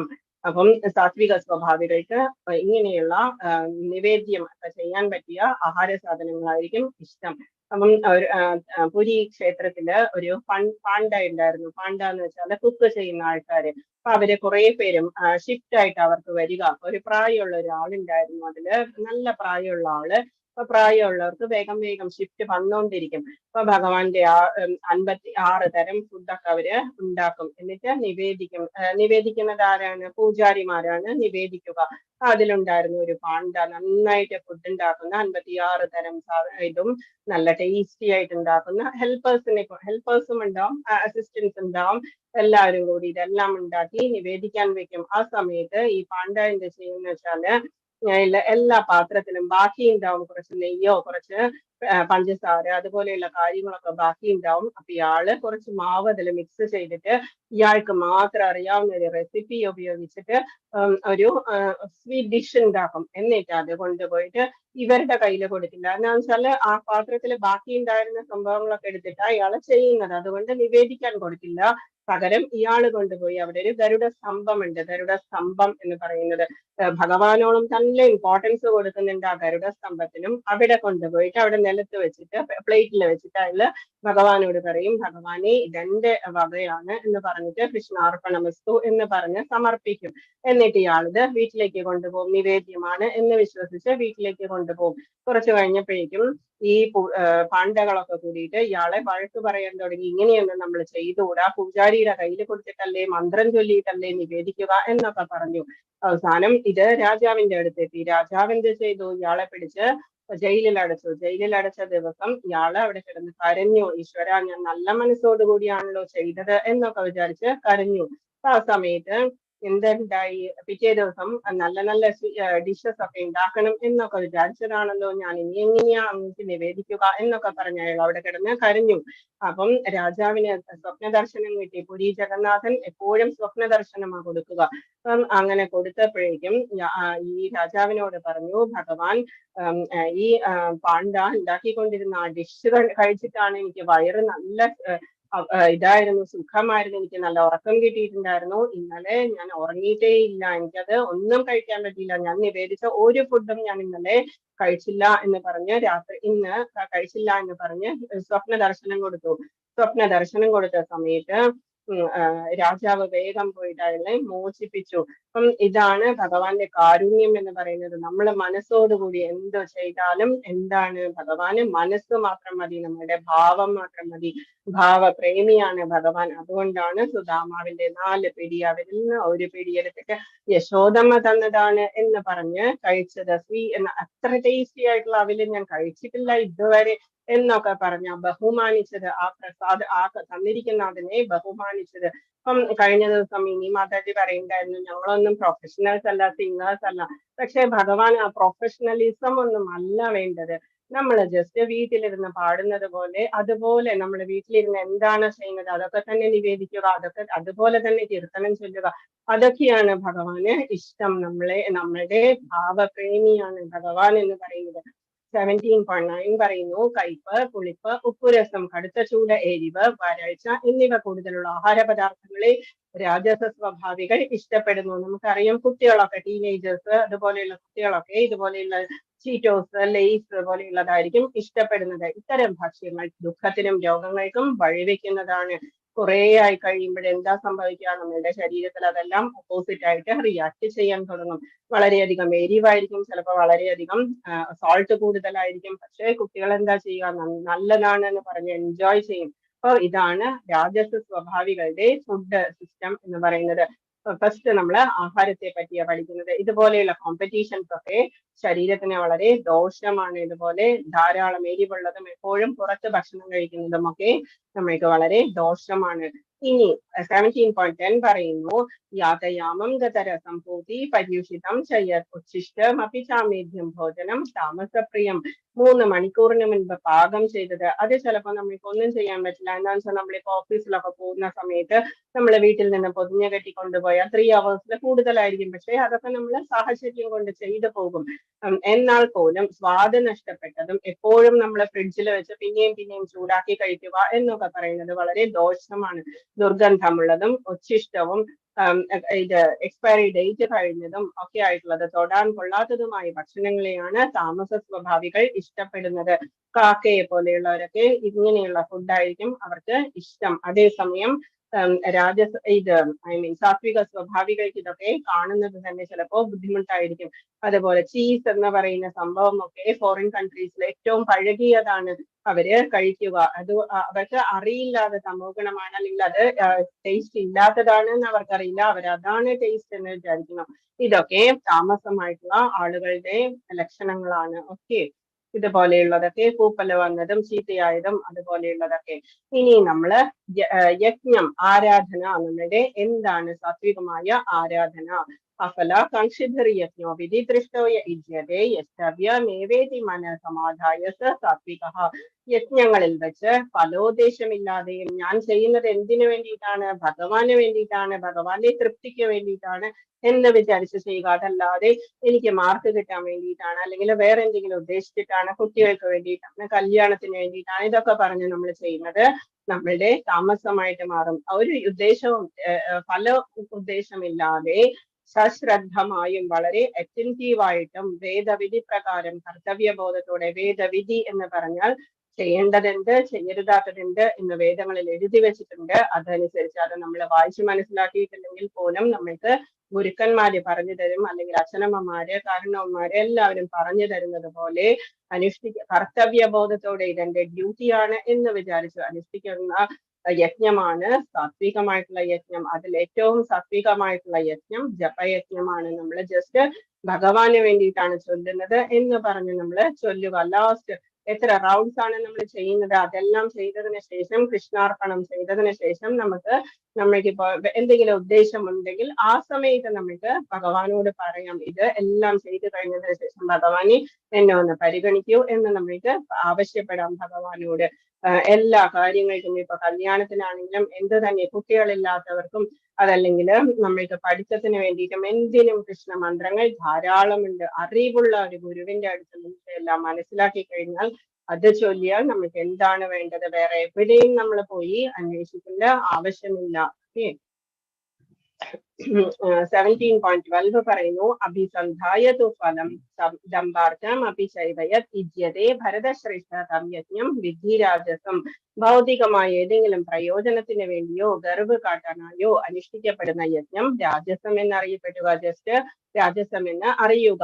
അല്ലയോ ഭരതശ്രേഷ്ഠ, അഭിസന്ധായതു ഫലം, എന്തെങ്കിലും ഉദ്ദേശിച്ചിട്ട്, ദമ്പാർത്ഥം അപി ചൈവ, ദമ്പം കാണിക്കാൻ വേണ്ടിയിട്ട്, ഗർവ് കാണിക്കാൻ വേണ്ടിയിട്ട്, ഇജ്യതേ ഭരതശ്രേഷ്ഠ, അങ്ങനെ ചെയ്യുന്ന ഇത് യജ്ഞം വിധിരാജസം, രാജസമായിട്ടുള്ള യജ്ഞമാണ്. നമ്മൾ ജസ്റ്റ് പൈസ കൂടുതലുണ്ട്, നമ്മളെ പേര് കിട്ടാൻ വേണ്ടിയിട്ട് ഒക്കെ നമ്മൾ വലിയ വലിയ ഏതെങ്കിലും ഫങ്ഷൻസ് ഒക്കെ നമ്മൾ ചെയ്യുമ്പോൾ, സമൂഹ വിവാഹം നല്ല മനസ്സോട് കൂടിയല്ലാതെ എന്തെങ്കിലും ഒരു ഉദ്ദേശത്തിന് വേണ്ടിയിട്ട്, പേരിന് വേണ്ടിയിട്ട്, നമ്മുടെ പൊസിഷന് വേണ്ടിയിട്ട് ഒക്കെ നമ്മൾ ചെയ്യുമ്പോൾ അതെല്ലാം രാജസമായിട്ട് മാറും. യജ്ഞം, ആരാധന എന്ന് പറയുന്നത് വിധിഹീനമസൃഷ്ടാനം, വിധിഹീനമായിട്ട് അസൃഷ്ടാന്നം, അന്നമൊന്നും നിവേദിക്കാതെ, അന്നമൊന്നും പ്രസാദമൊന്നും വിതരണം ചെയ്യാതെ, വിധിഹീനമ സൃഷ്ടാന്നം മന്ത്രഹീനമ ദക്ഷിണം. മന്ത്രഹീനമായിട്ട് മന്ത്രമൊന്നും ചൊല്ലാതെ ആ ദക്ഷിണയൊന്നും പൂജാരിക്ക് കൊടുക്കാതെ ശ്രദ്ധാവിരഹിതം ശ്രദ്ധയുമില്ലാതെ ചെയ്യുന്ന യജ്ഞം താമസം പരിചക്ഷത്തെ. ശ്രദ്ധാവിരഹിതം യജ്ഞം താമസം പരിചക്ഷത്തെ. വിധിഹീനമ സൃഷ്ടാനം വിധികൾ അനുസരിക്കാതെയും പ്രസാദമൊന്നും വിതരണം ചെയ്യാതെയും മന്ത്രഹീനമായിട്ട് മന്ത്രമൊന്നും ചൊല്ലാതെ ദക്ഷിണയൊന്നും കൂടാതെ കൊടുക്കാതെ ശ്രദ്ധാവിരഹിതം വിശ്വാസമില്ലാതെ ശ്രദ്ധയില്ലാതെ ചെയ്യുന്ന യജ്ഞം താമസം പരിചക്ഷത്തെ. ഓക്കെ, മനസ്സിലായല്ലോ? ഇപ്പൊ 3 തരം യജ്ഞങ്ങൾ, 3 തരം ആഹാരം നമ്മൾ കണ്ടു, 3 തരം യജ്ഞവും നമ്മൾ കണ്ടു. എന്താണ് സാത്വികം, എന്താണ് രാജസം, എന്താണ് താമസം എന്നുള്ളത്. ഇനി നമ്മളുടെ ശരീരം കൊണ്ടുള്ള തപസ്. ശരീരം കൊണ്ടുള്ള തപസ്സുണ്ട്. തപസ്സിന് 3 തരമുണ്ട്. ഒന്ന് ശരീരം, ഒന്ന് മനസ്സ്, ഒന്ന് വാക്ക് എന്ന് പറയുന്നത്. അപ്പം നമ്മൾ ആദ്യം കാണുന്നത് ശരീരം കൊണ്ടുള്ള തപസ്സാണ്. ദേവദ്വിജ ഗുരു പ്രാജ്ഞ പൂജനം ശൗചമാർജവം. ദേവനും ദ്വിജനും ബ്രാഹ്മണർക്കും ഗുരുവിനും നമ്മുടെ അച്ഛനമ്മമാർക്കും എല്ലാവർക്കും ചെയ്യുന്ന പൂജനം എന്ന് പറയുന്നത് ശൗചമാർജവം. വക്രതയൊന്നും കൂടാതെ, ആർജവം എന്ന് പറഞ്ഞാൽ വക്രതയൊന്നും കൂടാതെ ചെയ്യുന്നത് പൂജനം. ഇവരെയെല്ലാം പൂജിക്കുന്നത്. ബ്രഹ്മചര്യം അഹിംസാച. ബ്രഹ്മചര്യവും അഹിംസയും. നമ്മൾ ആരെയും കൊല്ലില്ല. നമ്മുടെ ഭക്ഷണത്തിന് വേണ്ടിയിട്ടാണെങ്കിലും എന്ത് കാര്യത്തിനും നമ്മൾ ആരെയും ഉപദ്രവിക്കില്ല എന്ന് പറയുന്ന തപസ് ശാരീരം തപോച്ചതേ. ഇത് ശാരീരികമായ തപസ്സാണ്. പരമപുരുഷൻ, ബ്രാഹ്മണൻ, ദേവ, ദ്വിജ, ഗുരു, പ്രാജ്ഞ, ആധ്യാത്മികാചാര്യൻ, മാതാപിതാക്കൾ തുടങ്ങിയ ഉന്നതർ എന്നിവരെ ആരാധിക്കൽ ദേഹശുദ്ധി. ശൗചം, ആർജവം, ലാളിത്യം, ബ്രഹ്മചര്യം, അഹിംസാച. ബ്രഹ്മചര്യം, അഹിംസ എന്നിവയെ ശാരീരികമായ തപസ് എന്ന് പറയുന്നു. ഗുരുക്കന്മാരെയൊക്കെ നമ്മള് ബഹുമാനിക്കുക. മാതാപിതാക്കളെയും നമ്മള് ബഹുമാനിക്കുക. മാതാപിതാക്കളെയൊക്കെ ബഹുമാനിച്ചില്ലെങ്കിൽ ഭഗവാൻ അത് ഒട്ടും ഇഷ്ടമല്ല. അച്ഛനമ്മമാരോട് നമ്മള് ഒരു റെസ്പെക്ട് ഇല്ലാതെ സംസാരിച്ചു കഴിഞ്ഞാൽ ഭഗവാൻ ഇത് വളരെ ദേഷ്യമാണ്. മാതാപിതാ ഗുരു ദൈവം എന്ന് തന്നെയാണ് ഇത് ആചാര്യന്മാര് പറഞ്ഞു തന്നിട്ടുള്ളത്. ജസ്റ്റ് ഒരു ചെറിയൊരു സ്റ്റോറി പറഞ്ഞിട്ട് നമുക്ക് മുമ്പോട്ട് പോകാം. പുണ്ടലീകന്റെ സ്റ്റോറിയാണ്. കേട്ടിട്ടുണ്ടാവും, ഓൾഡ് സ്റ്റുഡൻസ് ഒക്കെ കേട്ടിട്ടുണ്ടാവും പുണ്ടലീകന്റെ സ്റ്റോറി. പുണ്ടലീകൻ വളരെ നല്ലൊരു ഭക്തനായിരുന്നു. പക്ഷേ അച്ഛനമ്മമാരോടൊക്കെ ഒരാവശ്യത്തിൽ കൂടുതൽ റെസ്പെക്ട് ഒന്നും കാണിക്കാതെ വലിയ മാതൃപിതൃ ഭക്തിയൊന്നുമില്ലാത്ത ഒരു ഭക്തനായിരുന്നു. ഭഗവാന്റെ ഭക്തനായിരുന്നു. എല്ലാ ദിവസവും അമ്പലത്തിൽ പോയി തൊഴും. അങ്ങനെയുള്ള പുണ്ടലീകൻ പണ്ഡരിപുരത്തിലാണ്, മഹാരാഷ്ട്രയില്. അപ്പം അങ്ങനെയുള്ള ഒരു ദിവസം പുണ്ടലീകൻ കാശിയാത്രയ്ക്ക് പുറപ്പെട്ടു. കാശിയാത്രയ്ക്ക് പുറപ്പെട്ട സമയത്ത് അച്ഛനമ്മമാര് പറഞ്ഞു, മോനെ ഞങ്ങളും വരും എന്ന് പറഞ്ഞു, ഞങ്ങൾക്കും ഗംഗാസ്നാനം ചെയ്യണം എന്ന് പറഞ്ഞു. നിങ്ങൾ എന്തിനാ ഈ പ്രായായ സമയത്ത് ഗംഗ സ്നാനമൊക്കെ ചെയ്യാൻ പോകുന്നത്? എന്റെ അടുത്ത് പൈസയൊന്നുമില്ല എന്നൊക്കെ പറഞ്ഞ് നോർമൽ ആയിട്ടുള്ള റെസ്പെക്ട് ഇല്ലാതെ സംസാരിച്ചു. എന്നിട്ട് പുണ്ടലീകൻ യാത്ര പുറപ്പെട്ടു കഴിഞ്ഞ് കുറച്ച് ദൂരം പോയി കഴിഞ്ഞപ്പോഴേക്കും സന്ധ്യ ആയപ്പോഴേക്കും ഇയാളൊരു ഫോറസ്റ്റിലെത്തി. ഫോറസ്റ്റിൽ 2 വഴികൾ പോകുന്നു. ഒന്നൊരു വളരെ തിക്കായിട്ട് പോകുന്നു ഫോറസ്റ്റ്. ഒരിടത്തേക്ക് പോകുന്ന വഴിയാണെങ്കിലോ കുറച്ചൊരു ആൾപ്പെരുമാറ്റം ഉള്ളതുപോലെ അയാൾക്ക് തോന്നി. ഏതോ ഒരു ആശ്രമത്തിലേക്കാണ് ഈ വഴി പോകുന്നത് എന്ന് പറഞ്ഞിട്ട് ഇയാള് നോർമലായിട്ട് എല്ലാവരും ചെയ്യുന്നത് പോലെ ആ വഴി കൂടി അങ്ങോട്ട് പോയി. എന്നിട്ട് അവിടെ കുക്കുട മഹർഷിയുടെ ആശ്രമം കണ്ടു. കുക്കുട മഹർഷി ഇയാളെ വിളിച്ചു, ഭക്ഷണമൊക്കെ കൊടുത്തു, കിടക്കാനുള്ള സൗകര്യമൊക്കെ ഉണ്ടാക്കി കൊടുത്തു. അപ്പൊ അതെല്ലാം കഴിഞ്ഞപ്പോഴേക്കും ഇയാളെ ചോദിച്ചു കുക്കുട മഹർഷിയോട്, എങ്ങനെയാ കാശിക്ക് പോകേണ്ടത് എന്ന് ചോദിച്ചു. അപ്പൊ ഈ കുക്കുട മഹർഷി പറഞ്ഞു, എനിക്കറിയില്ല, ഞാൻ പോയിട്ടില്ല എന്ന് പറഞ്ഞു. അപ്പം പുണ്ടലീകൻ മനസ്സുകൊണ്ട് ചിരിച്ചു. ഇത്ര വലിയ മഹർഷിയാണ്, കാശിക്ക് അറിയില്ല, വഴി അറിയില്ല എന്ന് പറയുന്നു, കാശിക്ക് ഇതുവരെ പോയിട്ടില്ല എന്ന് പറയുന്നു എന്നൊക്കെ പറഞ്ഞിട്ട് മനസ്സുകൊണ്ട് ചിരിച്ച് അവിടെ കിടന്ന് പരിഹസിച്ചിട്ട് കിടന്നു കഴിഞ്ഞപ്പോഴേക്കും രാത്രിയായപ്പോഴേക്കും ആരൊക്കെയോ ലേഡീസ് 2-3 ലേഡീസ് വന്നിട്ട് അവിടെ അടിച്ചു വാരുന്നു, പൂക്കള് പറിക്കുന്നു, പിറ്റേ ദിവസത്തേക്ക് വേണ്ട ഹോമത്തിന് വേണ്ടിയിട്ടൊക്കെ ഉള്ള റെഡിയാക്കുന്നു ഒക്കെ കണ്ടിട്ട് ഇയാൾ എഴുന്നേറ്റിരുന്നു. ആരാണ് നിങ്ങൾ എന്ന് ചോദിച്ചു. അപ്പൊ പറഞ്ഞു, അവര് ഗംഗാ യമുന പോലെയുള്ള ഇതൊക്കെയാണ്, നദികളാണ് ഞങ്ങള് സ്ഥാനങ്ങളിലൊക്കെ കാണുന്ന കാശിയിലൊക്കെ ഉള്ള ഗംഗ യമുന അതുപോലെയുള്ള തീർത്ഥങ്ങളാണ് എന്ന് പറഞ്ഞു. അപ്പൊ ഈ പുണ്ടലീകന് വളരെ അതിശയം തോന്നി. എന്തുകൊണ്ടാണ് നിങ്ങൾ ഇവിടെ വന്നിട്ട് ഇതൊക്കെ ചെയ്യുന്നത് എന്ന് ചോദിച്ചപ്പോ പറഞ്ഞു, കുക്കുട മഹർഷി തന്റെ പ്രിസ്ക്രൈബ്ഡ് ഡ്യൂട്ടീസ് വളരെ നന്നായിട്ട് ചെയ്തിട്ടുണ്ട്, അച്ഛനമ്മമാരെ വളരെ നന്നായിട്ട് ശുശ്രൂഷിച്ചിട്ടുണ്ട്. അപ്പം ആരാണോ അച്ഛനമ്മമാരെ വളരെ നന്നായിട്ട് ശുശ്രൂഷിക്കുന്നത് ഞങ്ങൾ അവിടെയായിരിക്കും, അതാണ് സ്ഥലം എന്ന് പറഞ്ഞു, അല്ലാതെ കാശി പ്രയാഗ അതുപോലെയുള്ളതല്ല എന്ന് പറഞ്ഞു. അതുകൊണ്ട് തന്നെയാണ് ഞങ്ങൾ ഇവിടെ വന്ന് ഈ മഹർഷിയെ സേവിക്കുന്നത് എന്ന് പറഞ്ഞു. സ്വന്തം തെറ്റ് മനസ്സിലാക്കിയ പുണ്ടലീകൻ തിരിച്ച് വീട്ടിലേക്ക് പോയി. എന്നിട്ട് അച്ഛനമ്മമാരെയും കൂട്ടിയിട്ട് ഇവിടെ പോയി, കാശിക്ക് പോയി നെക്സ്റ്റ് ടൈം. എന്നിട്ട് അതിനുശേഷം കുറച്ചുകൂടി പ്രായമായപ്പോഴേക്കും അച്ഛനമ്മമാരെ നന്നായിട്ട് നോക്കി, അവസാന കാലം വരെ വളരെ നന്നായിട്ട് നോക്കി. അങ്ങനെ എല്ലാ ദിവസവും പുണ്ടലീകൻ ഈ അച്ഛനമ്മമാരുടെ കാര്യങ്ങളൊക്കെ കഴിഞ്ഞതിന് ശേഷം അമ്പലത്തിൽ പോകും. എല്ലാ ദിവസവും ഒരേ സമയം നോക്കി പോകും. ഒരു ദിവസം അച്ഛനമ്മമാരെ ശുശ്രൂഷിച്ചതിന് ശേഷം സമയം വൈകിയപ്പോഴേക്കും ഇയാള് ഇത് കഴിഞ്ഞിട്ട് പോകാം എന്ന് വെച്ചിരുന്നു. ഭഗവാനാണെങ്കിലോ നമ്മളൊരു ദിവസം എല്ലാ ദിവസവും ടൈം കീപ്പ് ചെയ്ത് പോയാൽ ഭഗവാൻ നമ്മളെ വെയിറ്റ് ചെയ്യും. നമ്മുടെ ഭഗവാന്റെ ചൈതന്യം എന്ന് പറയുന്നത് നമ്മുടെ വെയിറ്റ് ചെയ്യും. അപ്പം അങ്ങനെ ഭഗവാൻ വെയിറ്റ് ചെയ്തിട്ട് ഇന്നെന്താ പുണ്ടലീകനെ കണ്ടില്ല എന്ന് പറഞ്ഞിട്ട് ശ്രീകോവിലിനുള്ളിൽ നിന്ന് പുറപ്പെട്ടു. എന്നിട്ട് പുറപ്പെട്ടതിന് ശേഷം പുണ്ടലീകന്റെ വീട്ടിലെത്തി. അപ്പം പുറത്തുനിന്നാണെങ്കിലോ നല്ല വെയിലാണ്. പുണ്ടലീക എന്ന് വിളിച്ചിട്ട് അവിടെ കൊട്ടി. അപ്പൊ പുണ്ടലീകൻ പറഞ്ഞു, അവിടെ തന്നെ നിൽക്കും, ഞാനിവിടെ അച്ഛനമ്മമാരെ ശുശ്രൂഷിച്ചുകൊണ്ടിരിക്കുകയാണ്, കുറച്ച് കഴിയട്ടെ, ഫുഡ് കൊടുത്തിട്ടിരിക്കുകയാണ് എന്ന് പറഞ്ഞു. അപ്പം ഭഗവാൻ അവിടെ പുറത്ത് നിന്നു. എന്നിട്ട് പറഞ്ഞു, പുണ്ടലീക ഭയങ്കര വെയിലാണ്, കാല് പൊള്ളണു എന്ന് പറഞ്ഞു. അപ്പൊ പുണ്ടലീകൻ അവിടെ കിടന്നിരുന്നു ഒരു ഇഷ്ടിക എടുത്തിട്ട് എറിഞ്ഞു കൊടുത്തു. ആ ഇഷ്ടികയിൽ ബാലൻസ് ചെയ്ത് നിൽക്കുന്നതാണ് വിഠൽ എന്ന പേരില് പണ്ഡ്രിപുരിൽ ഇപ്പോഴും ഇങ്ങനെയാ, രണ്ട് കൈകളും എളിയിൽ വെച്ചിട്ട് അവിടെ ഭഗവാൻ നിൽക്കുന്നത്. എന്തുകൊണ്ടാണ്? ഇഷ്ടിക പുറത്ത് അങ്ങനെ നിൽക്കാൻ പറ്റുള്ളൂ, അത്ര ചെറുതാണ് ഇഷ്ടിക. അതിൽ തന്നെയാണ് രുക്മിണി മാതാജിയും ഇരിക്കുന്നത്. അപ്പം അങ്ങനെ തന്നെയാണ് അവിടുത്തെ വിഗ്രഹങ്ങളൊക്കെ. എന്നിട്ട് പുണ്ടലീകൻ എന്താ പുറത്തു വന്ന് നോക്കിയപ്പോഴെന്താ ഭഗവാനാണ്. ഭഗവാൻ എന്താ ഇവിടെ എന്ന് ചോദിച്ചപ്പോഴേക്കും ഭഗവാൻ പറഞ്ഞു, നീ എന്താ ഇവിടെ വരാതിരുന്നത്? അതുകൊണ്ടല്ലേ ഞാൻ നിന്നെ അന്വേഷിച്ച് വന്നത് എന്ന് പറഞ്ഞു. അങ്ങനെയാണ് എപ്പോഴും പണ്ഡരിപുരിൽ പോയാല് ഭഗവാൻ രണ്ട് കൈകളും കൊണ്ട് ജസ്റ്റ് പറഞ്ഞു എന്നേ. നെക്സ്റ്റ് അനുദ്വേഗകരം വാക്കുകൊണ്ടുള്ള തപസ് എങ്ങനെയാണ്? 17.15 പറയുന്നു, അനുദ്വേഗകരം വാക്യം സത്യം പ്രിയഹിതം ചയ സ്വാധ്യായാഭ്യസനം ചെയ്വ വാങ്മയം തപ ഉച്യത്തെ. എങ്ങനെയാണ് വാക്കുകൊണ്ടുള്ള തപസ്? സത്യവും പ്രയോജനകരവും കേൾക്കുന്നവർക്ക് ഉദ്വേഗമുണ്ടാക്കാത്തതും ഹിതകരവുമായ സംഭാഷണവും പതിവായുള്ള വേദമന്ത്രോച്ചാരണവുമാണ് വാങ്മയമായ തപസ്. ആരെയും നമ്മള് വേദനിപ്പിക്കരുത്, നമ്മളുടെ വാക്കുകൊണ്ട് നമ്മള് വേദനിപ്പിക്കരുത്. സത്യമായിരിക്കണം പറയുന്നത്, ഒരിക്കലും നുണ പറയരുത്. പ്രയോജനകരവും ആവശ്യമില്ലാത്തത് നമ്മൾ സംസാരിക്കരുത്. കേൾക്കുന്നവർക്ക് ഉദ്വേഗം ഉണ്ടാക്കാത്തത്. അതുകൊണ്ടാണ് ആരെങ്കിലുമൊക്കെ മരിച്ചുപോയി എന്നൊക്കെ സ്വന്തം ആൾക്കാരോട് കുറച്ചൊന്ന് സമാധാനമായി കഴിഞ്ഞ് പറയുന്നത്. ഹിതകരവുമായിട്ടുള്ള നല്ലത് മാത്രമേ പറയാൻ പാടുള്ളൂ. വേറൊരാളെ മനസ്സുകൊണ്ട് പോലും നമ്മള് വാക്കുകൊണ്ട് പോലും ആരെയും ഉപദ്രവിക്കരുത്. സംഭാഷണവും പതിവായുള്ള വേദമന്ത്രോച്ചാരണവുമാണ് വാങ്മയമായ തപസ്.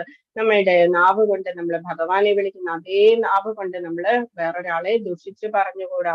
നോ ഗോസിപ്പിംഗ് ആണ് നമ്മള് ചെയ്തുകൂടാ, ഒരിക്കലും ചെയ്തുകൂടാ. നമ്മൾ ബാക്കിയുള്ള കാര്യങ്ങൾ നമ്മള് അന്വേഷിക്കേണ്ട ആവശ്യമില്ല, അത് നമ്മളുടെ ബിസിനസ് അല്ല. ഇതില് ശ്രീകൃഷ്ണ ചൈതന്യ മഹാപ്രഭു നാമോച്ചാരണമായി ഹരേ കൃഷ്ണ മഹാമന്ത്രം പഠിപ്പിക്കുന്നതാണ്. മ്യൂട്ട് ചെയ്യുക പ്ലീസ്.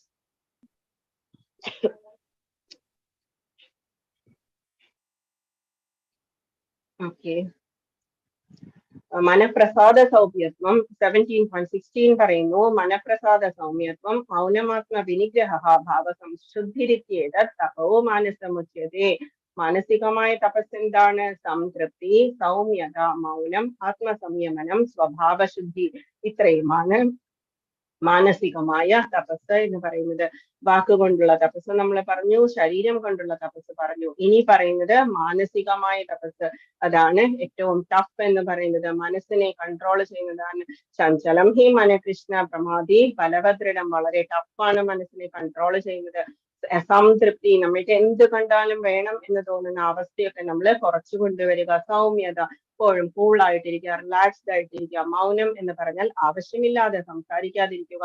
ആത്മസംയമനം, നമ്മുടെ മൈൻഡ് കൺട്രോളിലായിരിക്കുക, സ്വഭാവശുദ്ധി, ആവശ്യമില്ലാത്ത റിലേഷൻസിലൊന്നും നമ്മൾ പോയി പെടാതിരിക്കുക. ഇതൊക്കെയാണ് മാനസികമായ തപസ്. മനസ്സുകൊണ്ട് പോലും തെറ്റ് ചെയ്യാതിരിക്കുക എന്നുള്ളതാണ് മനസ്സിന്റെ തപസ് എന്ന് പറയുന്നത്. ഇതിൽ കാണുന്ന പിക്ചറില് കാണുന്നത് ശുകദേവനെയാണ്. ശുകദേവൻ ഡ്രസ്സ് ചെയ്യാറില്ല. 16 വയസ്സുള്ള ശിശു, 16 വയസ്സുള്ള രൂപത്തിലാണ് ശിശുവായി പിറന്നതിന് ശേഷം 16 വയസ്സുള്ള രൂപത്തിലാണ് പെട്ടെന്ന് അങ്ങോട്ട് മാറി അവസാനം നേരെ സന്യാസത്തിലേക്കാണ് പോയത്. ഡ്രസ്സ് പോലും ഉപയോഗിക്കാറില്ല. ദിക്കുകളാണ് വസ്ത്രം എന്ന് പറയുന്നത്. അപ്പൊ ഒരു ദിവസം ഈ വ്യാസമഹർഷിയും ശുകദേവനും കൂടി ഇങ്ങനെ ദേവസ്ത്രീകളെ കുളിച്ചുകൊണ്ടിരിക്കുന്ന സ്ഥലത്തിനടുത്തൂടെ പോയപ്പോഴേക്കും വ്യാസഭഗവാനെ കണ്ടപ്പോ ഈ ദേവസ്ത്രീകളൊക്കെ വസ്ത്രം എടുത്തു കൊടുത്തു. അതേസമയം ശുകദേവൻ കടന്നു പോയപ്പോ അവർക്ക് യാതൊരു പ്രശ്നം ഉണ്ടായില്ല.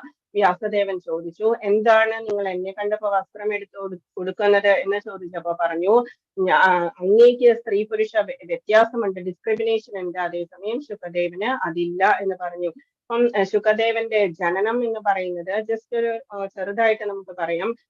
ശുകദേവനും വേറൊരു സരിക എന്ന് പറഞ്ഞ ഇതും ശുകൻ എന്ന് പറഞ്ഞ പാരറ്റും സരിക എന്ന് പറഞ്ഞ പാരറ്റും കൂടിയിട്ട് രാധാറാണിയുടെയും കൃഷ്ണന്റെയും പാരറ്റ്സ് ആയിരുന്നു വൃന്ദാവനത്തില്. അപ്പൊ വൃന്ദാവനത്തില് എന്ത് ലീലയ്ക്കാണെങ്കിലും അവര് നേരത്തെ തന്നെ പോയിട്ട് സ്ഥലമൊക്കെ കണ്ടുവെക്കും. അപ്പൊ അങ്ങനെ പോയിട്ട് വൃന്ദാവനേശ്വരിയോട് പറയും, തുളസി ദേവിയോട് പറഞ്ഞതിന് ശേഷമാണ് അവര് രാധാറാണിയോട് വന്ന് അത് അറേഞ്ച് ചെയ്തിട്ടുണ്ട് എന്ന് പറയുക.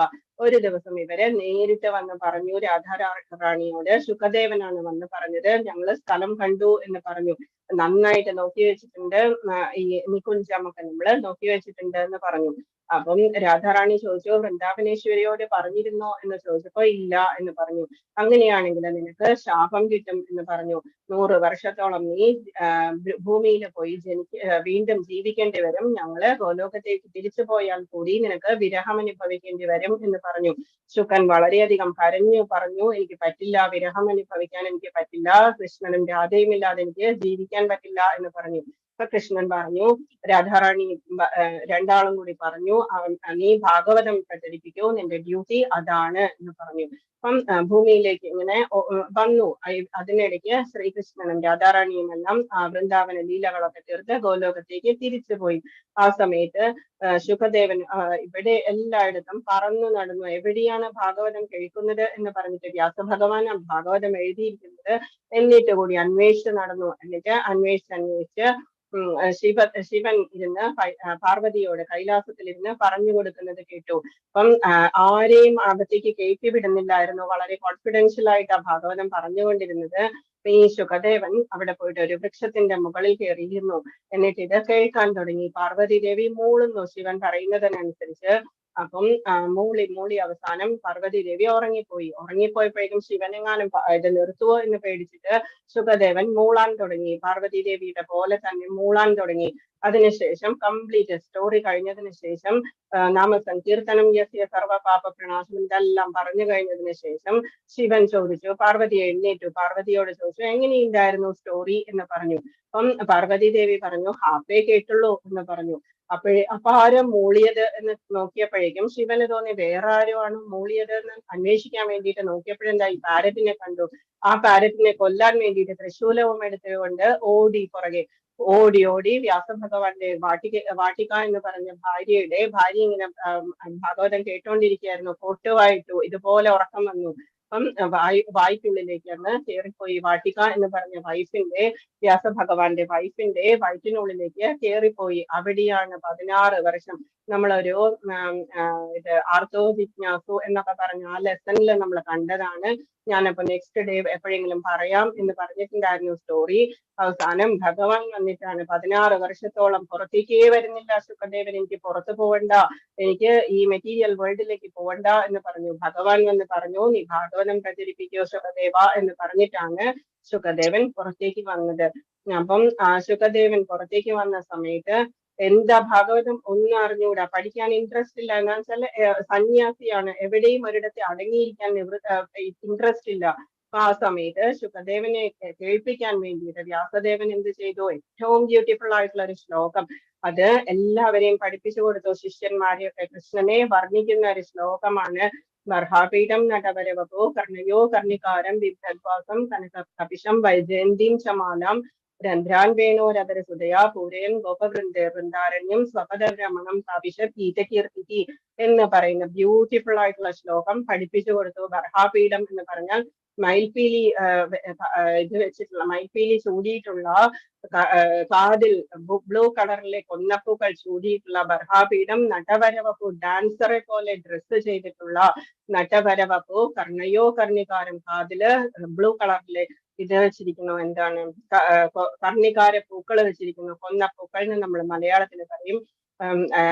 വേണു ഊതിക്കൊണ്ട് ഗോപബാലന്മാരുടെ കൂടെ വനമാലയൊക്കെ ഇട്ടുകൊണ്ട് ഏറ്റവും ബ്യൂട്ടിഫുൾ ആയിട്ടുള്ള രൂപമാണ്, നമ്മളെ എപ്പോഴും ധ്യാനിക്കേണ്ട ശ്ലോകമാണ്. ആ ശ്ലോകം പഠിപ്പിച്ചു കൊടുത്തു. ഇത് കേട്ടിട്ടാണ് ശുകദേവൻ ഓടി വന്നിട്ട് എനിക്ക് പഠിക്കണം എന്ന് പറഞ്ഞിട്ട് ഇരുന്നത്. ഓക്കെ, കുറച്ച് ഫാസ്റ്റ് ആയിട്ട് പോവാം. ശ്രദ്ധയാ പരയോ തപ്തം തപസ് ത്രിവിധം നരേ അഫലാകാംക്ഷിഭിർയുക്തേ സാത്വികം പരിചക്ഷതേ. ഇനി 3 തരം തപസ്സും വാക്കുകൊണ്ടും മനസ്സുകൊണ്ടും ശരീരം കൊണ്ടുമുള്ള തപസ് ആധ്യാത്മിക വിശ്വാസത്തോടെയും ഭൗതിക നേട്ടങ്ങളെ ആഗ്രഹിക്കാതെയും പരമപുരുഷന് വേണ്ടി മാത്രം അനുഷ്ഠിച്ചു പോന്നാൽ അതിനെ സാത്വികം എന്ന് പറയാം. നമ്മൾ ചെയ്യുന്ന തീർത്ഥയാത്രകളും നവദ്വീപ യാത്രകളാണ് ഈ പിക്ചേഴ്സിലൊക്കെ കാണുന്നത്. ശ്രീ കൃഷ്ണ ചൈതന്യ മഹാപ്രഭു ജനിച്ചിട്ടുള്ള നവദ്വീപ യാത്രകൾ, കാർത്തിക മാസത്തിലൊക്കെ നടക്കുന്ന യാത്രകൾ, ഇതെല്ലാം നമ്മള് ഫലോദ്ദേശം കൂടാതെ ചെയ്യുമ്പോൾ അതിനെ നമ്മള് എന്ത് പറയും? സാത്വികം എന്ന് പറയും. സത്കാര മാനപൂജാർത്ഥം തപോദംഭേന ചൈവയ ക്രിയതേ തദിഹ പ്രോക്തം രാജസം ചലമദ്രുവം. ബഹുമതിയും ആരാധനയും നേടാനോ അഹങ്കാരം കൊണ്ടോ ചെയ്യപ്പെടുന്ന തപസ് രാജസമാണ്. എന്തെങ്കിലും ആവശ്യത്തിന് വേണ്ടിയിട്ട് ഹിരണ്യകശിപു, രാവണൻ, അതുപോലെയുള്ളവര് ഭസ്മാസുരൻ ഒക്കെ ചെയ്യുന്ന അതുപോലെയുള്ള തപസ്സെല്ലാം താമസത്തിലും പെടും. അതെല്ലാം ക്ഷണികവും അനിശ്ചിതവുമാണത്. ബഹുമതിയൊക്കെ കിട്ടാൻ വേണ്ടിയിട്ട് നമ്മൾ എന്തെങ്കിലുമൊക്കെ ചെയ്യുമ്പോൾ നമ്മൾ വലിയ വലിയ പൂജകളൊക്കെ അമ്പലങ്ങളിൽ ചെയ്യും, എന്നിട്ട് എന്തെങ്കിലുമൊക്കെ സ്പോൺസർ ചെയ്യും, അവിടെയൊക്കെ പേര് എഴുതി വെക്കും. ഇതൊക്കെ രാജസ്വമാണ്, ക്ഷണികവും അനിശ്ചിതവുമാണ്. അത് ടെമ്പററി ആണ്. ഭഗവാന് ഒട്ടും ഇഷ്ടമല്ല. മൂഢഗ്രാഹേണാത്മനോ യത് പീഡയാ ക്രിയതേ തപഃ പരസ്യോത്സാദനാർത്ഥം വാ തത്താമസം ഉദാഹരണം. മൂഢബുദ്ധിയും മൂലം സ്വയം പീഡനം അനുഭവിച്ച് ഹിരണ്യകശിപുവിനെയാണ് ഇതിന് കാണിച്ചിരിക്കുന്നത്. അന്യരെ പരിക്കേൽപ്പിക്കാനോ അന്യരെ കൊല്ലുവാൻ വേണ്ടിയിട്ടൊക്കെ ചെയ്യുന്നത്, നശിപ്പിക്കാനോ ഒക്കെ ഉദ്ദേശിച്ച് ചെയ്യപ്പെടുന്ന തപസ് തമോ ഗുണപ്രധാനമാണ്. ഈ കാലത്ത് ഇങ്ങനെയുള്ള തപസ്സല്ല. ഈ കാലത്ത് എന്തൊക്കെയാണ്? കൂടോത്രം, മന്ത്രവാദം പോലെയുള്ള കാര്യങ്ങളൊക്കെയാണ് മറ്റൊരാളെ ഉപദ്രവിക്കാൻ വേണ്ടിയിട്ട് ചെയ്യുന്നത്. അതെല്ലാം താമസമാണ്. അതിനൊക്കെ പാപഫലം വളരെയധികം ഉണ്ടാകും. അതൊക്കെ നമ്മൾ ചെയ്തു കഴിഞ്ഞാൽ. ദാതവ്യം. ഇനി ദാനത്തെ കുറിച്ചാണ്. ദാതവ്യമിതി യദ്ദാനം. എങ്ങനെയാണ് നമ്മൾ ചെയ്യേണ്ടത്? കർത്തവ്യമാണ് എന്ന് വിചാരിച്ച് ചെയ്യുന്ന ദാനം ദിയതേനുപകാരിണി ദേശേ കാലേ ച പാത്രേ ച തദ്ദാനം സാത്വികം സ്മൃതം. എങ്ങനെയുള്ള ദാനമാണ് സാത്വികം? കർത്തവ്യം എന്ന ബോധത്തോടെയും പ്രതിഫലേച്ഛ കൂടാതെയും ഉചിതമായ സ്ഥലത്ത് വെച്ച് വേണ്ടുന്ന കാലത്ത് അർഹിക്കുന്ന വ്യക്തിക്ക് ചെയ്യപ്പെടുന്ന ദാനം സാത്വികമാണ്. ഇതിൽ ബുക്ക് ഡിസ്ട്രിബ്യൂഷൻ ആണ് കാണിച്ചിരിക്കുന്നത്. ഏതു ദാനമാണ് ഏറ്റവും വലിയ ദാനം എന്ന് പറയുന്നത്? വിദ്യയാണ് ഏറ്റവും വലിയ ദാനം എന്ന് പറയുന്നത്. ഒരു ഡ്രസ്സ് നമ്മൾ ആർക്കെങ്കിലും ദാനം ചെയ്തു കഴിഞ്ഞാൽ കുറച്ച് കഴിഞ്ഞു കഴിഞ്ഞാൽ അത് ചീത്തയായി കഴിഞ്ഞാൽ അതിന്റെ ഇത് തീർന്നു. ഫുഡ് ആണെങ്കിലോ 2 hours, മാക്സിമം 2 hours കഴിഞ്ഞാൽ അയാൾക്ക് പിന്നെയും വിശക്കും. അന്നദാനമാണ് ഏറ്റവും നല്ല ദാനം എന്ന് പറയുന്നുണ്ടെങ്കിൽ കൂടി അത് നമ്മൾക്ക് വിശക്കും. അതേസമയം വിദ്യ ആണെങ്കിലോ അയാൾക്ക് ഭഗവാന്റെ അടുത്തേക്ക് പോകാനുള്ള വിദ്യയാണ് ഉപദേശിച്ചു കൊടുക്കുന്നതെന്നുണ്ടെങ്കിലോ അതിന് യാതൊരു നാശവുമില്ലാതാണ് സാത്വികമായ ദാനം എന്ന് പറയുന്നത്. ഏറ്റവും ഹയസ്റ്റ് ദാനമാണ് ഭാഗവതം, ഭഗവത്ഗീത അതുപോലെയുള്ള കാര്യങ്ങളൊക്കെ ഭക്തർക്ക് പറഞ്ഞു കൊടുക്കുന്നത്. ശരിക്കും പറഞ്ഞാൽ നമ്മളെ ടീച്ചേഴ്സിനുള്ള ഏറ്റവും വലിയ വൈഷ്ണവ അപരാധം ഞങ്ങൾ ചെയ്യുന്നുണ്ട്. ടീച്ചേഴ്സ് അതെന്തുകൊണ്ട്? ഭഗവാന് വേണ്ടിയിട്ട് ഞങ്ങൾ വേണമെന്ന് വെച്ചിട്ട് നമ്മള് ത്യാഗം ചെയ്തുകൊണ്ടാണ് പഠിപ്പിക്കുന്നത്. എന്താണ് അതിന്റെ മിസ്റ്റേക്ക്? എന്താണ്? വിശ്വാസമില്ലാത്ത ഒരാൾക്ക് നമ്മൾ പറഞ്ഞു കൊടുക്കുന്നതാണ് നമ്മുടെ ഏറ്റവും വലിയ പാപമായിട്ട് നമുക്ക് വരിക. എന്നാൽ കൂടിയും എല്ലാവരും നന്നാവട്ടെ എന്ന് വിചാരിച്ചിട്ട് ഓരോ ടീച്ചറും ഇത് പറഞ്ഞു കൊടുക്കും. ഇതിൽ കാണിച്ചിരിക്കുന്നത് നന്ദഗോപര് കൃഷ്ണൻ ജനിച്ച സമയത്ത് ധാരാളം ദാനം ചെയ്യുന്നതാണ് സാത്വികമായ ദാനം എന്ന് പറയുന്നത്. ഓക്കെ, ഇത് നമ്മൾക്ക് അറിയാവുന്ന കാര്യമാണ്. രാജസമായിട്ടുള്ളത് കോവിഡിന്റെ സമയത്തൊക്കെ നമ്മൾ ഇത് ധാരാളം കണ്ടിട്ടുണ്ട്. ടിവിയിലും പേപ്പറിലൊക്കെ. യത്തു പ്രത്യുപകാരാർത്ഥം ഫലമുദ്ദിശ്യ പാപനഃ ദീയതേ ച പരിക്ലിഷ്ടം ദാനം രാജസംസ്മൃതം. എന്തെങ്കിലും ഫലം ഉദ്ദേശിച്ചുകൊണ്ടോ പ്രത്യുപകാരം പ്രതീക്ഷിച്ചോ പൂർണ്ണ സമ്മതമില്ലാതെയോ നൽകപ്പെടുന്ന ദാനം രാജസമാണ്. നമുക്കറിയാം, പേരിനും പ്രശസ്തിക്കും ഒക്കെ വേണ്ടിയിട്ട്, ജസ്റ്റ് ഷോയ്ക്ക് വേണ്ടിയിട്ടൊക്കെ ചെയ്യുന്ന ദാനം രാജസമാണ്.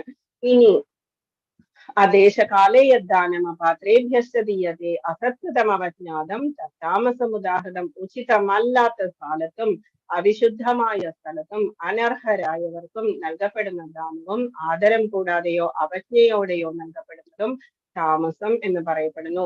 ബാറിലൊക്കെ വെച്ചിട്ട് കള്ളൊക്കെ കുടിക്കാൻ വേണ്ടിയിട്ട്, അല്ലെങ്കിൽ ആവശ്യമില്ലാത്ത വളരെ മോശമായിട്ടുള്ള കാര്യങ്ങൾക്ക് വേണ്ടിയിട്ടൊക്കെ പൈസ ചെലവാക്കുന്നതും പൈസ കൊടുക്കുന്നതും ഹെൽപ്പ് ചെയ്യുന്നതും അങ്ങനെയുള്ളതൊക്കെ താമസം എന്ന് പറയപ്പെടുന്നു. കഞ്ചാവ് വലിക്കാനോ അതല്ലെങ്കിൽ അങ്ങനെയുള്ള എന്തും ചീത്തയായിട്ടുള്ള എന്ത് കാര്യത്തിനും നമ്മള് കർമ്മത്തിൽ നമ്മൾ പഠിച്ചു വികർമ്മം എന്ന് പറയുന്നത്. ആ വികർമ്മത്തിന്റെ ടൈറ്റിലിൽ വരുന്ന എന്ത് കാര്യത്തിലും കൊടുക്കുന്ന ദാനം താമസം എന്ന് പറയപ്പെടുന്നു. ഇനി ലാസ്റ്റ് സൃഷ്ടിയുടെ ആരംഭം മുതൽക്കു തന്നെ പരമമായ നിരപേക്ഷ തത്വം എന്ന് പറഞ്ഞാൽ ദ അബ്സല്യൂട്ട് ട്രൂത്ത് എന്ന് പറയുന്നതാണ്. ഭഗവാൻ, ബ്രഹ്മം എന്നൊക്കെ നമ്മൾ പറയുന്നത്. ഇതിനെ സൂചിപ്പിക്കാൻ വേണ്ടിയിട്ട് ഉപയോഗിച്ചിരുന്ന 3 വാക്കുകളാണ് ഓം തത്സത് എന്നത്. നമ്മൾ ഭഗവത്ഗീത എൻഡ് ചെയ്യുന്ന സമയത്ത് ഹരി ഓം തത്സത് എന്ന് പറഞ്ഞിട്ടാണ് നമ്മൾ ബാക്കി എൻഡ് ചെയ്യുക. എന്തുകൊണ്ടാണ് അത് എൻഡ് നമ്മൾ ചെയ്യുന്നത് എന്നുള്ളതിനെ കുറിച്ച് ഭഗവാൻ പറയുകയാണ്. നമ്മളെ പോലെയുള്ളവർക്കല്ല ഇതിന്റെ ആവശ്യം, പണ്ഡിതന്മാർക്ക് വേണ്ടിയിട്ട് അല്ലെങ്കിൽ പൂജാരിമാർക്ക് വേണ്ടിയിട്ടാണ്. ജസ്റ്റ് നമ്മൾ അറിയാൻ വേണ്ടിയിട്ട് ഭഗവാൻ പറയുകയാണ്. പ്രതീകാത്മകങ്ങളായ ഈ വാക്കുകൾ വേദോച്ചാരണത്തിലും യജ്ഞാനുഷ്ഠാനങ്ങളിലും ബ്രാഹ്മണൻ പരമപുരുഷന്റെ തൃപ്തിക്ക് വേണ്ടിയിട്ട് ഉരുവിട്ട് പോന്നു. ഹരി എന്ന് പറഞ്ഞാൽ ഭാഗവത സപ്താഹമൊക്കെ നടക്കുന്ന സ്ഥലത്ത് പോയി കഴിഞ്ഞാൽ ലാസ്റ്റ് ഡേ അല്ലെങ്കിൽ അത് തൊട്ട് മുമ്പുള്ള ഡേ എന്താണ് പറയുക? 3 പ്രാവശ്യം നമ്മളെ കൊണ്ട് കൈ ഉയർത്തിയിട്ട് അവിടുത്തെ ഭാഗവതം പറയുന്ന ആള് പറയും ഹരേ നമഃ ഹരേ നമഃ എന്ന് പറയും. ആ ഹരേ നമഃ എന്ന് പറഞ്ഞാൽ ഭഗവാൻ ഏറ്റവും ഇഷ്ടമുള്ള കാര്യമാണ്. ഹരേ നമഃ ഇത്യുച്ചേർ മുച്യതേ സർവ കിൽബിഷാദ്. എല്ലാ പാപങ്ങളിൽ നിന്നും മുക്തിയാണ്. അപ്പൊ ആ ഭാഗവത സപ്താഹത്തിന് പോയിരുന്ന ഭാഗവതം എല്ലാം കേട്ടതിന് ശേഷം നമ്മളുടെ പാപഫലങ്ങളെല്ലാം എല്ലാം തീർത്ത് കഴിഞ്ഞതിന് ശേഷം ഹരേ നമഃ എന്ന് പറഞ്ഞിട്ട് ഒന്നും കൂടി നമ്മൾ പ്യൂരിഫൈഡ് ആവുകയാണ്. അതുകൊണ്ട് ഹരി എന്ന് പറയുന്നത് ഓം ഭഗവാൻ തന്നെ പറഞ്ഞു. ഓം എന്ന് പറഞ്ഞാൽ ഞാനാണ് വേദ്യം, പവിത്രമോംകാരം എന്ന് പറഞ്ഞു. തത്സത് എന്ന് പറഞ്ഞാൽ സത്യം എന്ന് പറയുന്നത്, അബ്സല്യൂട്ട് ട്രൂത്ത് എന്ന് പറയുന്നതാണ് തത്സത് എന്ന് പറയുന്നത്. ഓക്കെ, ഇത് ഭഗവാന്റെ തൃപ്തിക്ക് വേണ്ടിയിട്ടാണ് നമ്മൾ പറയുന്നത്. അതുകൊണ്ട് 24 പറയുന്നു, വൈദിക നിയന്ത്രണം അനുസരിച്ച് യജ്ഞദാന തപസ്സുകൾ അനുഷ്ഠിക്കുന്ന അതീന്ദ്രിയവാദികൾ പരമപുരുഷനെ പ്രാപിക്കുന്നതിനായി എപ്പോഴും ഓം എന്ന വാക്കോടുകൂടിയാണ് എല്ലാം ആരംഭിക്കുന്നത്. നമ്മളിപ്പോ ശ്രാദ്ധം അല്ലെങ്കിൽ ബലിയിടൽ അതുപോലെയുള്ള കാര്യങ്ങൾക്കൊക്കെ പോകുമ്പോൾ പൂജാരി നമ്മളോട് ഇങ്ങനെയുള്ള വാക്കുകളൊക്കെ ഉപയോഗിച്ചിട്ടായിരിക്കും മന്ത്രം ചൊല്ലുക. അപ്പൊ നമ്മൾ എന്താണ്, ഇത് എനിക്ക് വേണ്ടിയിട്ടല്ല, ഇത് നിന്റെയാണ്, ഭഗവാന്റെയാണ് എന്ന് പറയുന്നതാണ് ഓം തത്സത് എന്ന് പറയുന്നത്. അപ്പം അതുകൊണ്ട് എന്താണ് ഫലം എന്ന് പറയുന്നത്? മുക്തി സാധനമാണ്. നമ്മൾ ഇതില് ബന്ധിക്കപ്പെടില്ല, ഈ കർമ്മങ്ങൾ കൊണ്ട് നമ്മൾ ബന്ധിക്കപ്പെടില്ല. അതുകൊണ്ടാണ് ഇപ്പൊ ദാനമൊക്കെ ചെയ്യുമ്പോൾ കയ്യില് വെള്ളം ഒഴിച്ച് ഇങ്ങനെ കയ്യില് വെള്ളം ഒഴിച്ചു കഴിഞ്ഞതിന് ശേഷം അതിങ്ങനെ സമർപ്പിച്ചുകൊണ്ടാണ് നമ്മളെ കൊണ്ട് ദാനം ചെയ്യിക്കുക. നമ്മൾ ജസ്റ്റ് അരിയും പൂവും എന്ത് തന്നെയാണെങ്കിൽ കൂടി വെള്ളം ഒഴിച്ചതിന് ശേഷം നമ്മളെ കൊണ്ട് ഇങ്ങനെ ഇടിക്കും. അതിനെയാണ് ഓം തത്സത് എന്നായിരിക്കും അവർ ആ സമയത്ത് പറയുന്നത്. തദിത്യാനഭിസന്ധായ ഫലം യജ്ഞ തപക്രിയാദാനക്രിയാശ്ചര്യവിധ ക്രിയന്തേ മോക്ഷകാംക്ഷിഭിഹി. ഫലോദ്ദേശം കൂടാതെ തത് എന്നുച്ചരിച്ചു കൊണ്ട് വേണം ഒരാൾ പലതരത്തിലുള്ള യജ്ഞങ്ങളും ദാനവും തപസ്സും ഒക്കെ ചെയ്യേണ്ടത്. ലാസ്റ്റ് പണ്ഡിറ്റ്ജിക്ക് ദക്ഷിണയൊക്കെ കൊടുക്കുന്ന സമയത്ത് അവര് ഇങ്ങനെയുള്ള മന്ത്രങ്ങളായിരിക്കും ഉച്ചരിക്കുന്നത്. നമ്മളുടെ എൻഡ് ചെയ്യലാണ്, നമ്മുടെ എല്ലാ ദാനങ്ങളും എല്ലാം എൻഡ് ചെയ്യുന്നതാണ് ഇങ്ങനെയുള്ളതൊക്കെ പറഞ്ഞുകൊണ്ട് ചെയ്യുന്നത്. ഭൗതിക ബന്ധങ്ങളിൽ നിന്നുള്ള മുക്തിയാണ് അങ്ങനെയുള്ള അതീന്ദ്രിയ പ്രവർത്തനങ്ങളുടെ ഉദ്ദേശം. ബിയോണ്ട് അവർ സെൻസസ് ആണ് ഓം തത് സത് എന്ന് പറയുന്നത്. നമ്മൾ ജസ്റ്റ് എല്ലായ്പ്പോഴും നമ്മൾ അത് ചെയ്യേണ്ട ആവശ്യമില്ല. അത് പൂജാരിമാര് നമ്മളെ കൊണ്ട് എന്തെങ്കിലും യജ്ഞമോ ദാനമോ ഒക്കെ ചെയ്യുമ്പോൾ ചെയ്യിക്കുന്നതാണ്. ഓക്കെ, നിരപേക്ഷ തത്വമാണ് ഭക്തിപൂർവം ചെയ്യപ്പെടുന്ന യജ്ഞത്തിന്റെ ലക്ഷ്യം എന്ന് പറയുന്നത്. എന്താണ്? ഭഗവാന്റെ തൃപ്തിയാണ്. സത് എന്ന വാക്ക് അതിനെ സൂചിപ്പിക്കുന്നു. ആ വിധത്തിലുള്ള യജ്ഞം അനുഷ്ഠിക്കുന്നവനെയും സത് എന്ന് പറയും, നല്ല പ്രവൃത്തി ചെയ്യുന്നവൻ എന്ന് പറയും. കുന്തിപുത്ര, നിരപേക്ഷ സ്വഭാവമനുസരിച്ചുള്ള മറ്റു പ്രവൃത്തികളെ പോലെ യജ്ഞദാന തപകർമ്മങ്ങൾ ഭഗവത് പ്രസാദത്തിന് വേണ്ടി ചെയ്യപ്പെടുന്നതാണ്. ഇത്രയും കാര്യങ്ങൾ ഭഗവാൻ പറഞ്ഞത് എന്തിനാണ്? ഭഗവാന്റെ പ്രസാദത്തിന് വേണ്ടിയിട്ടാണ് ഇതെല്ലാം ചെയ്യേണ്ടത് എന്ന് പറഞ്ഞിരിക്കുന്നു. ഓക്കെ. അശ്രദ്ധയാഹുതം ദത്തം തപസ്തപ്തം കൃതം ചയത് അസദിത്യുച്യതേ പാർത്ഥന തത്പ്രേത്യ നോ ഇഹ. ഭഗവാൻ പറയുന്നു, പരമപുരുഷനിൽ പൂർണ്ണ വിശ്വാസം കൂടാതെ ചെയ്യപ്പെടുന്ന യജ്ഞവും ദാനവും തപസ്സും അസത് എന്ന് പറയപ്പെടുന്നു, നല്ലതല്ലാത്തത് എന്ന് പറയപ്പെടുന്നു. ഭഗവാന് വേണ്ടിയല്ലാതെ ജസ്റ്റ് പേരിന് വേണ്ടിയിട്ടൊക്കെ ആരെങ്കിലും കാണിക്കുന്നതിന് വേണ്ടിയിട്ടൊക്കെ ചെയ്യുന്നത് അസത് എന്ന് പറയുന്നു. ഇത് നിഷ്പ്രയോജനങ്ങളാണ്. ക്ഷണികങ്ങളായ തരം കർമ്മങ്ങൾ ഇഹലോകത്തിലും പരലോകത്തിലും നിഷ്പ്രയോജനങ്ങളാണ്. നമ്മൾ എന്ത് കിട്ടുമെന്ന് വിചാരിച്ചാലും ആ കിട്ടിയതിനൊക്കെ ഒരു നാശം ഉണ്ടാവും. ആ ഒരു റിസൾട്ടിന് നാശം ഉണ്ടാകും. ഹിരണ്യകശിപുവിനെ പോലെയുള്ളവർക്കൊക്കെ അത് നാശമായിട്ട് ഭവിച്ചു. അവർ ചെയ്തത് എന്തും യജ്ഞവും ദാനവും തപസ്സും. ഇന്ന് ജസ്റ്റ് ഗോലോക ചാർട്ട് ലാസ്റ്റ് നമ്മള് റൗണ്ട് ഷേപ്പിൽ ബ്ലാക്ക് കളറിൽ കാണുന്നത് അതല വിതല സുതല തലാതല മഹാതല രസാതല എന്ന് പറഞ്ഞ പാതാളങ്ങളും, ഭൂവർലോകം, അതിനു മുകളിൽ ഭൂലോകം, അതിനു മുകളിൽ സ്വർഗലോകം, അതിനു മുകളിൽ ജനലോകം, തപോലോകം, ബ്രഹ്മലോകം എന്ന് പറയുന്നത് റൗണ്ട് ഷേപ്പിൽ കാണുന്നത്. ഇത് അധികം എനിക്ക് സൂം ചെയ്യാൻ പറ്റില്ല. റൗണ്ട് ഷേപ്പ് ഉള്ളതെല്ലാം നമ്മളുടെ പഞ്ചഭൂതങ്ങളാണ്. പഞ്ചഭൂതങ്ങൾ കൊണ്ടാണ് ഈ റൗണ്ട് ഷേപ്പ് മെറ്റീരിയൽ വേൾഡിനെ ബന്ധിപ്പിച്ചിരിക്കുന്നത്. അതിനുള്ളിലായിട്ട് ധ്രുവലോകം കാണുന്നു, പിന്നെ ക്ഷീരോദകശായി വിഷ്ണു കാണുന്നു, ഗർഭോദകശായി വിഷ്ണുവിനെ കാണുന്നു. ഈ വിഷ്ണുവിൽ നിന്നാണ് ഈ താമരപ്പൂ ഉണ്ടായിട്ടുള്ളത്. അതിന്റെ തണ്ടിലാണ് നമ്മളുടെ ലോകങ്ങളുള്ളത്. ഗർഭോദകശായി ഓഷനിലാണ് ഭഗവാൻ ശയിക്കുന്നത്. ലക്ഷ്മി ദേവി ഏത് നേരവും സർവീസ് ചെയ്തുകൊണ്ടിരിക്കുകയാണ് അവിടെ. അതിനുശേഷം ക്ഷീരോദകശായി വിഷ്ണുവാണ് എല്ലാവരുടെ ഉള്ളിലും പരമാത്മാവായിട്ടുള്ളത്. ഏറ്റവും മുകളിലായിട്ട് ബ്രഹ്മലോകം കാണുന്നു. ബ്രഹ്മലോകത്തിന് താഴെയാണ് മറ്റുള്ള എല്ലാ ലോകങ്ങളും. മെറ്റീരിയൽ വേൾഡിന്റെ എൻഡ് എന്ന് പറയുന്നത് ബ്രഹ്മലോകമാണ്. അതിന് ചുറ്റുമാണ് എന്ത് അനിരുദ്ധനും പ്രദ്യുമ്നും അതുപോലെയുള്ള ഓരോ ഇതും ആയിട്ട് നമ്മുടെ പഞ്ചഭൂതങ്ങൾ. അതിന് മുകളിലായിട്ട് കാണുന്നത് കാരണോഷനാണ്. കാരണോഷനിലെ ഭഗവാൻ കാരണോദകശായി വിഷ്ണു ശയിക്കുന്നു. കാരണോദകശായി വിഷ്ണുവിന്റെ ഓരോ രോമകൂപത്തിൽ നിന്നും നിശ്വാസങ്ങളിൽ നിന്നും ബ്രഹ്മാണ്ടങ്ങൾ ഉണ്ടാകുന്ന ആയിരം. അതിന്റെ തൊട്ടടുത്ത് ദേവീലോകങ്ങൾ കാണുന്നു. ഭഗവാന്റെ കൈലാസം സദാശിവലോകം കാണുന്നു. സദാശിവലോകത്തിന് മുകളിലായിട്ട് നമ്മൾ എന്ത് കാണുന്നു?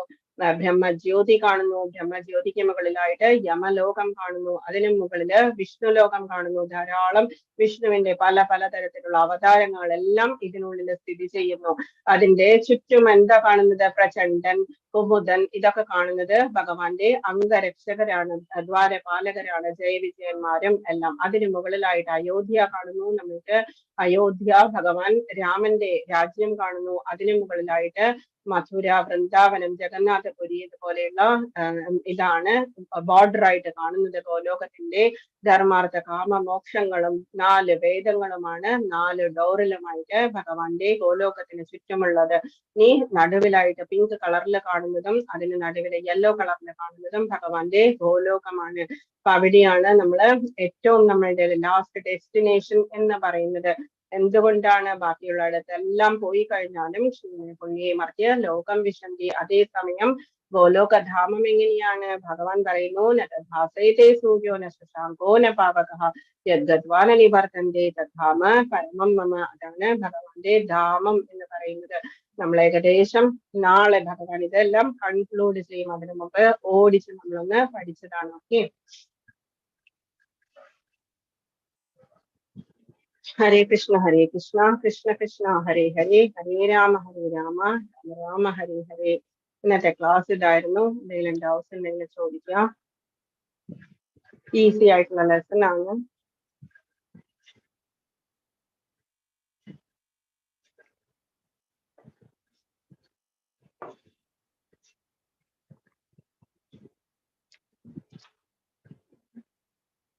ഹരേ കൃഷ്ണ.